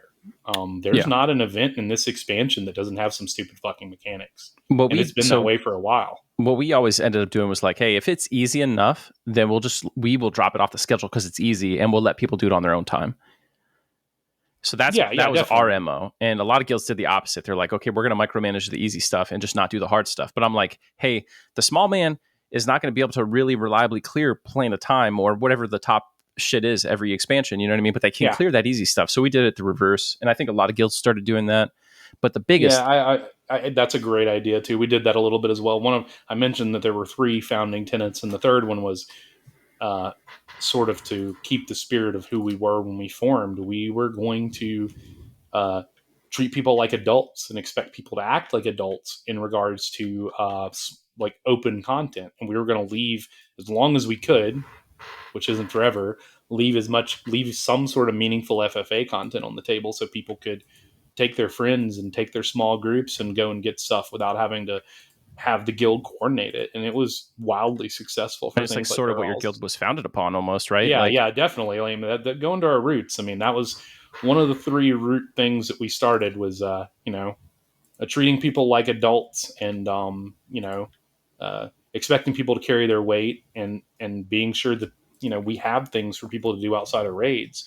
And, I mean, that expands beyond EQ. One of my policies since day one is when there's something non-EQ that people want to do, oh no, fuck that. I'm not like, oh, don't go to Mischief. No. Let's go do Mischief together. Let's go do WoW together. Let's go do, we've done multiple classic WoW fuck arounds for a month or 2. We've done some 14. We've done some live WoW. We did Halo Infinite. Pretty much we got people to do fucking League of Legends. We have pulled in applicants from League of Legends. That's crazy. Like, you know, like we, and granted, they're BQ players, but we have somebody that only raids with our guild nowadays because they got hooked playing League of Legends with one or two of our people, and they're one of our solid people. And it's like, fuck, dude, you know, like I think that that's in modern day, you can't fight the distractions. You need to lean into them. You need to give people small man stuff to do as a community. I think it's really important. And as a guild leader, I'm sure you know as well as I do, anything you don't have to coordinate is a fucking headache off of your back. Oh yeah. Now, the biggest benefit, though, to the Mischief rule set is exactly one of the things you mentioned. Like guilds that couldn't maybe do Lethar, right? They couldn't get into Ashen Gate North. They could still get that loot. And what happened was they stayed together because normally, like if a guild can't clear the content, eventually they just disband. But because they could still get the loot on Mischief, small, quirky, casual guilds stick together, and they are really the lifeblood of the server. Like that's what makes it feel alive when I log in, and that has been the best part. Like I don't care, you know what I mean? Like they are never involved in the drama. There's just these like little side guilds that are hanging out, running around the world, and they do whatever content they can, and they still get loot. It's just it makes the server feel like a place to live. I'm so glad we're on the same page with that. The most important thing for a healthy server is to have a lot of people that aren't your guild. Yes, like 100%. The moment that you don't have a bunch of people running around, your server's on a death spiral. Yep. You know, I remember Dima when OGC took the days that Eminem didn't raid, and or I'm sorry, Jesus Christ. The days that Citizen didn't raid and gave them to the other guild, and they dropped one of the Citizen days. And towards the end there, when they were really struggling, Dima offered a big DKP bonus to get people over there, and there was nothing in the bazaar. Every person on the whole server was in the OG or Citizen. There was no one. Yeah. There was only one player outside of there who played, and it was a Vulak player who got merged over. And all this bastard did was go to Pillars of Aura and clear trash at level 105 or 100 or whatever, and farm them stupid fucking tiles to put in his house. He had a neighborhood full of houses his alts had made that had crazy tile designs. So outside of that one psychopath, they were it. And that server was dead. And Phinny had a lot of problems towards the end where they were very light on, they only had 2 or 3 guilds and they survived. But I feel like if you hit level 100 and you don't have at least a half dozen guilds, your server is going to have a real rough time going forward. Yep. You know? Yep. Because, I mean, we were extremely strong. And if anybody takes anything from this that helps a new TLP, the thing is like, once you get past those early days, you need to support each other. You need to keep not just your players, but other guilds going. It's fun to absorb another guild, but it's also fun to make another guild successful. Help them out, keep them around, because they might be your apps one day, or they may not. They may go to live. Right. We've had plenty of people who I never thought would join our guild who did. But yeah. So another one I have, and this is an interesting one. Would you do anything different other than maybe, not forming with a second guild leader, and kind of a hybrid thing? Would you do that different? Would you do anything else different if you were to go to another TLP or do it over? Yeah, I think I definitely would do it a little bit different. When I split off, I would try to keep there from being as much bad blood. I would try to see things as less of a competition. It's hard to say, because I'm like a competition addict. Like I can't help but can make the comparison between other guilds. But yeah, I wish I was less of a piece of shit, I guess. To put it in like the simplest terms, I wish I was a little bit friendlier, not with like random guilds, but specifically with guilds that I saw as competitors to mine. You know what I mean? Yeah, I get it. I mean, personally, if I could do something differently with AD, the main thing is I had some toxic people that I feel like I should have nuked a little earlier. I should have reined in, but I didn't know how. I hate the people management part of guild leadership. I want to log in. I want to raid. I want to do things. Everyone in the guild is my friend. They're all my pals. I mean, we're not best buddies. I don't like, just jerk each other off or anything, but like we're all comrades, and I want to be around these people. That's the only reason I play. I don't like EverQuest anymore. I mean, shit, I haven't liked it in a while. Like it's boring, and there's new things every few months, but it's boring. You have to play for the people. But that would be the biggest thing, is maybe reining some of those toxic personalities in early. Maybe not making as big of a toxic wave when we left, but it was fun in games at the time, and those were COVID times. Part of Everybody it, was a little toxic. part of that stuff, it feels like I've had like 3 servers where I set out to be the good top guild, you know what I mean? And people still hate you no matter what, you know what I mean? They'll like, this guy took my Pawbuster camp in Kunark 10 years ago, fucking faceless, and I'm like, it makes me sour to the idea of trying to work with the community. Like I still do it. I Oh haven't no, I given up. absolutely get it. They're gonna hate you. It doesn't fucking matter, Right. bro. They're gonna fucking hate you, even if you fucking give them shit and treat them like fucking, like your brother. Right. And it's so much easier on you to just be like, fuck it, then we'll be assholes. You know what I mean? That would be way easier. I've never gone that route, like burn it all down. But it sucks that if I did go that route, I would probably get less grief because Oh yeah, people are like, oh, you act like a good guy, so fuck you. I'm going to point out every time someone stole my camp, and I'm like, there's only so much control you have. You know what I mean? Whereas guilds who embrace that they're like the evil empire, no one talks about it because everyone's like, yeah, we know. yeah. Well, we all fucking hate you, Right. But there's no discussion there. Yeah, you talk about that. I talked about my adventure dog for a day where we were letting people join our raids and see how to do Crystallos, and initially we were trading Meldrath keys were free, but we would let people jump the line if they gave us guild banners. Because I mean, like I'm going to be real with you.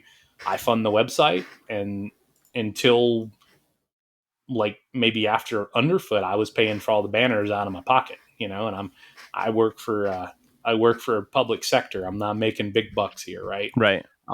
So like I was like, well, like I don't want to pay for this out of pocket anymore. Maybe we could, one of the people was really, really horny for their poo poo guild going first. And I was like, fuck it. Okay. Give me 40 guild banners and I'll put you ahead. I'll give you 3 corpses worth. And you can jump the whole line. And you know, and that was the only ones we took. But like, other than that, we gave them all away. We actually ran out of people to give them to, and other guilds were following suit. A lot of people were giving shit out. And we still got shit. Like the adventure dog for a day, one of the people who was in our guild who came over from M&M told me in DMs before he came over and before he knew he would be coming over. We were chit chatting and we were still kind of friendly, but he's like, it kind of makes me feel like a little sour on you, that it feels like you're just pretending to be nice just to recruit people. And I'm like, okay, net positive for the server. And if I get 2 or 3 recruits out of it, who the fuck cares? It's a, you scratch my back, I scratch yours sort of thing. We're not here doing this for apps. We're doing this to keep guilds afloat. But we are going to get apps out of it. It may not be now, but call it putting a down payment on some people with some goodwill. And Right. it's worked out pretty well, Like, can I never do anything good because I know it'll benefit me, and then it's therefore the yeah. wrong I mean, reason? things can be. I mean, here's the deal, and this is what a lot of people forget, not just in games, but also with jobs and shit. Like, when somebody leaves your job and everybody's fucking salty. Like, oh my God, how could you leave us? And it's like, no.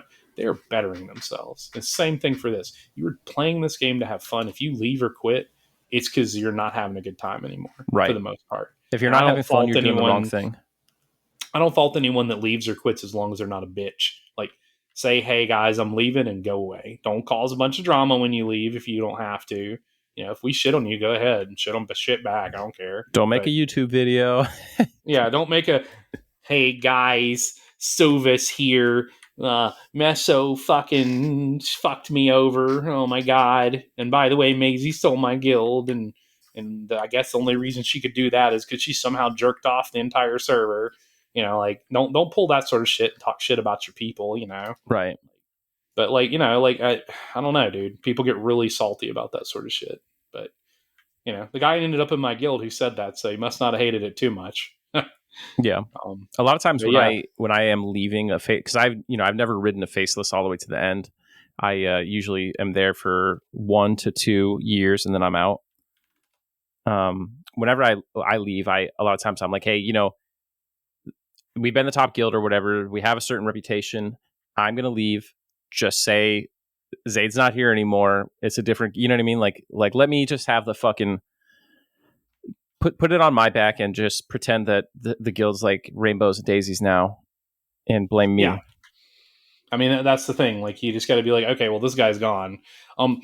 Here's another question. So, someone, and I don't know if you're involved in this. So, we had these guilds come over from Ragefire, Mm-hmm. broken halflings or whatever, dead halflings, and what was the other one? Core Tempest. Core Tempest. So they, so Core Tempest's DNA is originally Dark Blood of Silicic Row, which is really funny. And because that was one of the Fippy people that we ran into, Mm-hmm. and a lot of the people that guild. I don't think the Halfling Guild lasted very long. I think they folded somewhere, but the Core Tempest Guild has caused a lot of contention. Like, we even have a streamer who is following people six boxing with MacroQuest, because I'm sure there's some MacroQuest going on with Mangler alums now that it's available, Yeah. but it's historically been very little over here. People have been using it even before it was like made easy, but like, you hadn't seen a bunch of rampant automated boxing or anything like that. And these people come over, and I mean, dude, they are fucking brazen, right? Over there. So here's two questions. It's two-parter. So one, I'll start with. So they said that they were part of Faceless at one point. Is that were they affiliated with you guys? Is that how that worked? Or it gets fuzzy for me. The Ragefire stuff is a long time after, but basically, Faceless was on Lockjaw for a long time. Dominant Guild there, then Lockjaw standard dead server thing. They transferred over to Ragefire, and this was when Ragefire was about to enter Prophecy of Roe, I want to say, and those are 6-month expansions they have, by the way. Oh so my real God, shitty, it's misery, right? misery. And this was the same time Mangler and Cello were launching. So when Cello launched, the Ragefire Faceless, which was really the Lockjaw Faceless, and the Agnar Faceless came over to Cello.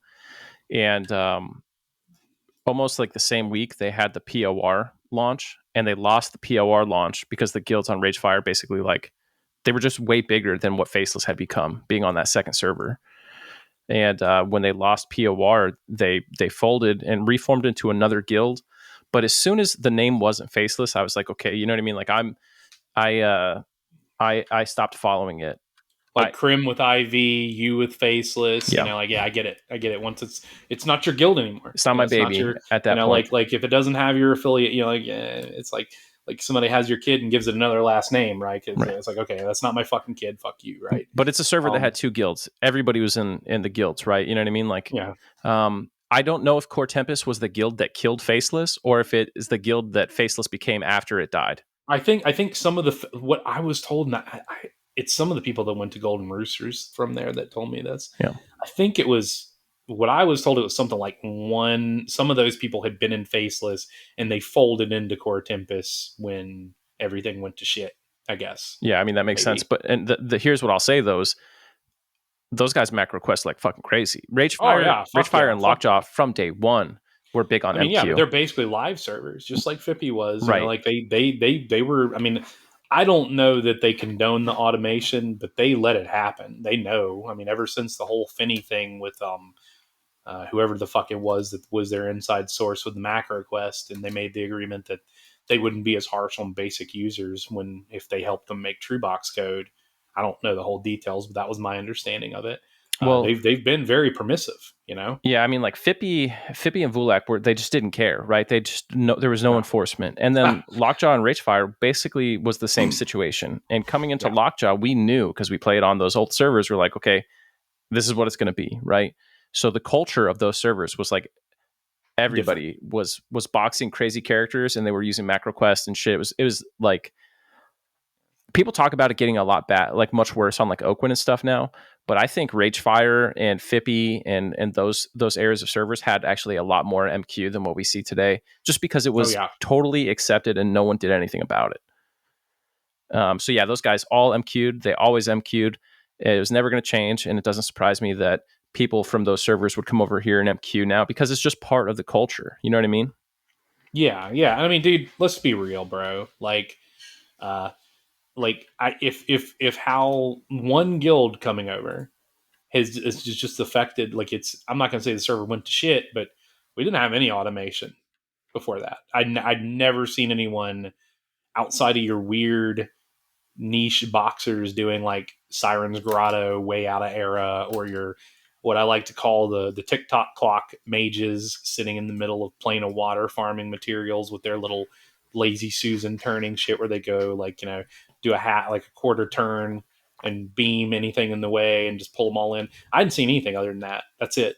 Like other than that, there's been no blatant open world automation. I mean, I'm sure like Tubbins and stuff that were selling loot over here were doing something because it was only like 3 or 4 people playing 70 characters. But I mean, uh, there wasn't anything open, and then they come over here and it's like, holy shit. So like his second part of this question is, Mischief seen any of that? Are you guys facing some automation from new people, old people, etc., that you weren't seeing before? Has it become rampant at all? Like, you go into fucking upper house and see somebody sitting at a good odd camp with 6 characters, and you pull a mob over and they automatically kill them and they don't respond to tells. Like, what's going on over there? I don't know if it's that egregiously bad, but I mean, there's always been a little bit of automation and shit on Mischief because it started out as a true box server. All true box servers have a certain amount of protection, or they did at least have a certain amount of protection from this kind of thing. Like my understanding was that MQ wouldn't work directly out of the box.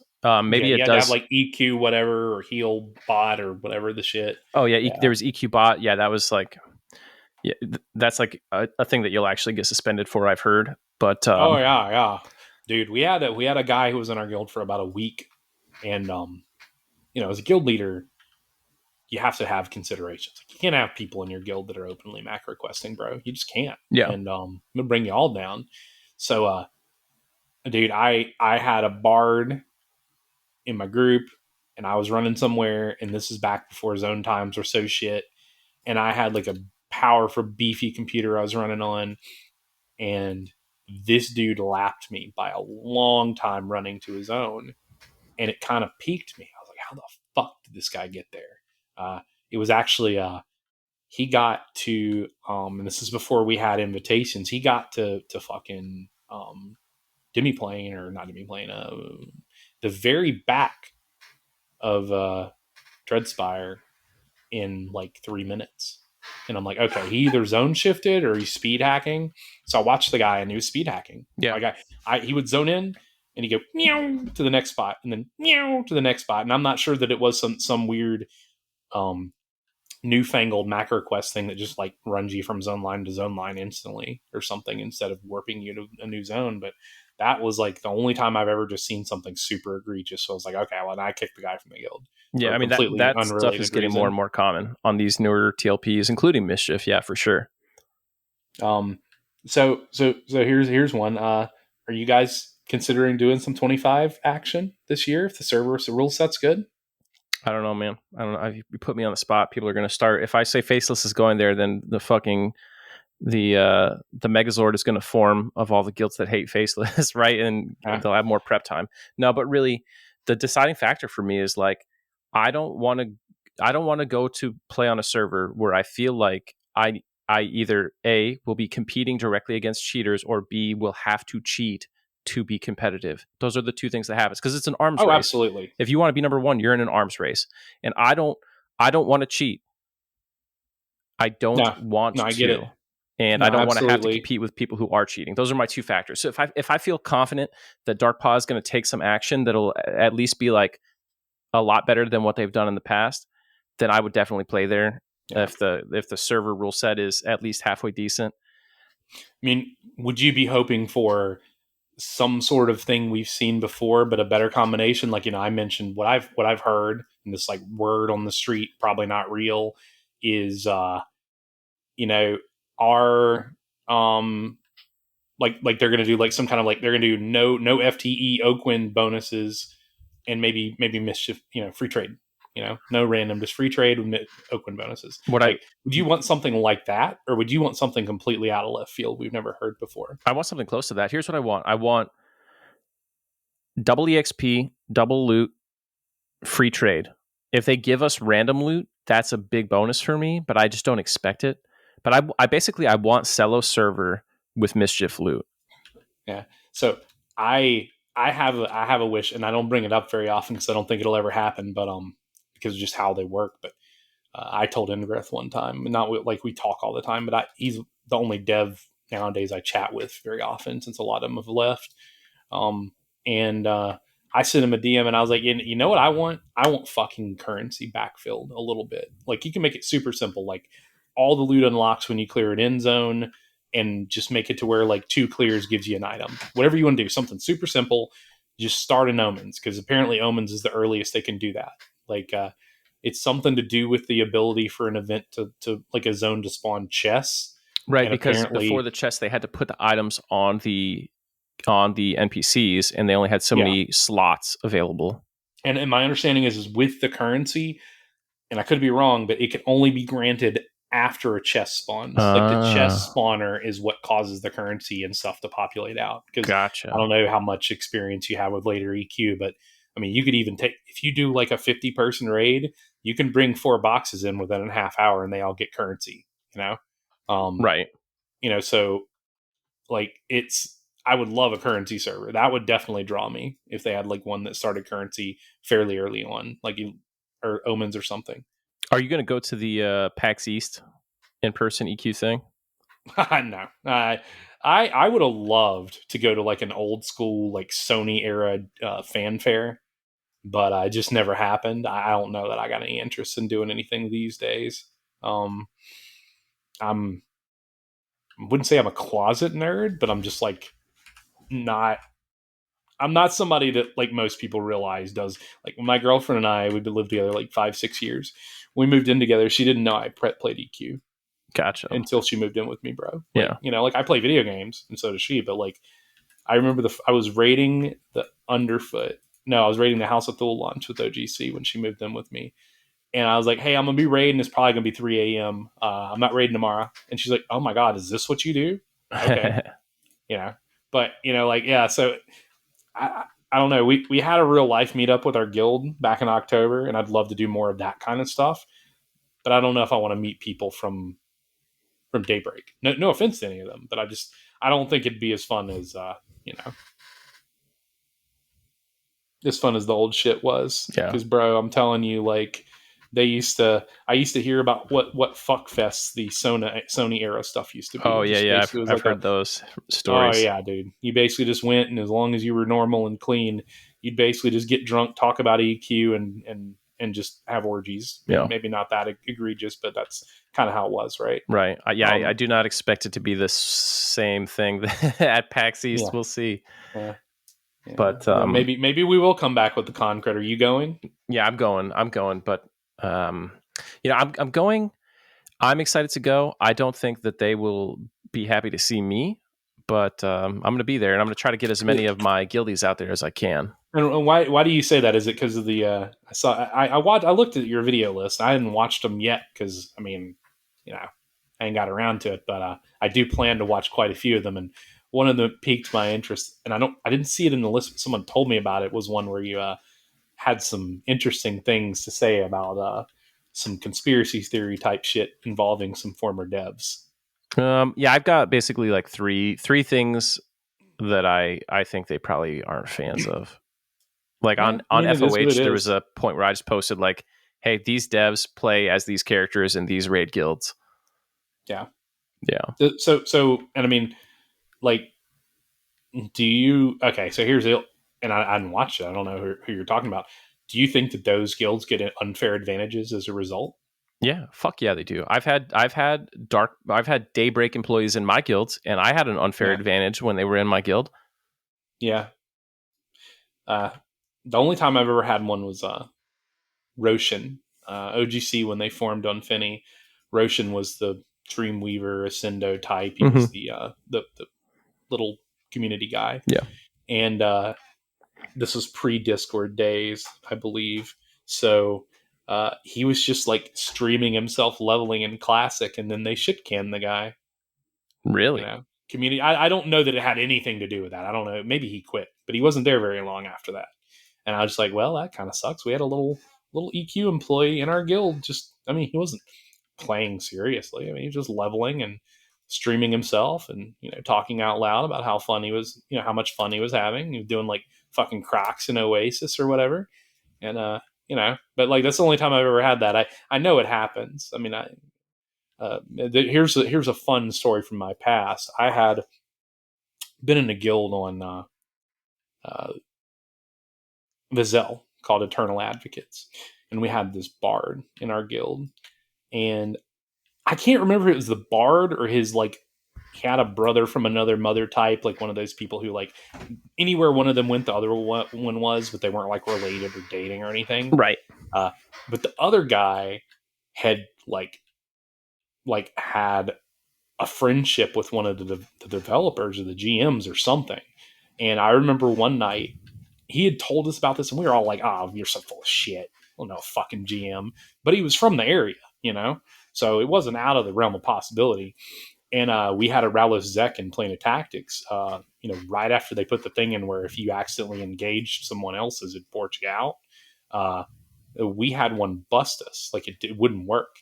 And this dude, it was like 11 o'clock on a fucking Saturday. I'll never forget it because it was one of the most like, hey, I wasn't lying sort of things ever. He made a phone call. He said, hold on, guys. Don't no one go anywhere. And this fucking GM was on in 5 minutes on a fucking Saturday and spawned us a planar projection. Nice. Yeah. And that was just like, that's the only time I can ever say like I've seen a guild get kind of an unfair advantage from something like that. But yeah, it is kind of crazy to think about guilds having unfair advantages. Like, I don't know. I like kind of don't like the idea of beta testing being done by the highest end guilds. Yeah, I mean, imagine that you're beta testing and then like they make some small changes after the beta test, and you have a dev in your guild that could tell you what the changes were before launch. Or imagine this. Imagine if remember there's 2 raids that go live simultaneously. There's just you walk in, you do the raid, you're done, right? Imagine if one of the raids was bugged, and when the expansion launched, you couldn't zone into it. You could zone into it, but the NPC wouldn't spawn, so you could actually do the raid, right? Imagine that. And imagine if half the guilds, including your biggest competitors, got cucked by going to the wrong raid, whereas you, the person with the devs in your guild, went to the correct raid. And then the moment that the bad raid was fixed and able to be beaten, you knew, and you were the first guild in there and got to beat it, and you got the #1 expansion win for that I tier. heard that there was a clear where one of the guilds got cucked because they couldn't zone in quick enough. Like they had some problems with the DZ not forming or something, and they had to like kick the raid and go again, which is a real rarity, but it does happen. Right, yeah. Yeah, dude, that's fuck, man. Like I can't imagine, but thankfully, we have not had a lot of that in our history, but I will say, like, it felt really bad to me. I've always disliked the idea of people being able to beta test raids because of the whole thing with TR and Triality. Like, much respect to both of those guilds, but raid events were tuned to high DPS guilds in that era, and prior to that, a lot of the stuff was made for guilds that like guilds were tank heavy. The best guilds are tank and healer heavy with decent DPS. And they completely turned that on its head by putting a heavy DPS check that was so unreasonable that I believe they backed it down by like 70%. Right. I mean, it was a holdover from the Velius days, right? Velius is when the guild structure of raid guilds became have a shit ton of tanks and clerics and just drop mod rods everywhere, right? And that kind of like never changed until those days when suddenly there was a guild that bucked the trend for whatever reason, and it was like built for DPS. Yeah. And I mean, like, as much shit talking as I did for Triality, they were a super tight shop, and they had some great boxers who would bring they would swap from their main to playing just like their DPS or something. If they were maining like a shaman, they'd be like, oh, I'm gonna play my monk tonight in full burn. What class do you play normally? For like 20 years, I was a monk. Then on most of Mischief, I was a warrior or a cleric. Yeah, I was a monk until Phinny, and then I I jumped around a little bit. I did Shaman, and then I did Beast Lord, and then ever since I've been a SK, unfortunately, monks just suck post 100. Yeah. They're and this is going to be an unpopular opinion, I think, but I don't like where monks are in early TLPs either. I mean, I mained a monk when they were mid DPS. They are a utility class that can do DPS, they can pull, they can tank in a pinch in groups, they can do a lot of things, but they weren't amazing in any of them, right? And then you get on TLPs and a barefisted monk is the top parser until fucking Gates of Discord. Yeah, I mean it is crazy. They're way overpowered, and I think they just don't want to mess with it because like what they need to do is they need to have a separate client for progression and live. You know what I mean? So they can freely fuck with things without it affecting each other. Like WoW's done. You know? Yeah, exactly. That's exactly what they need to do. But it's a lot of work. You know what I mean? And I don't think that they have the time nor the inclination to get that done. But monks are definitely OP. Yeah, they are OP, but then they get to the point where like we have 2 monks and they go, and I feel for them. You know, like they had their time in the sun, bro. Don't worry. Yeah. Well, it's definitely caster quest post 100. Like, yeah, your melees may do okay, but your best DPS is going to be your casters, and then your hybrids, and then everyone else. Yeah, and you know, like. Yeah, man. It's been great talking. Yeah, absolutely, dude. Thank you so much for coming on the show, man.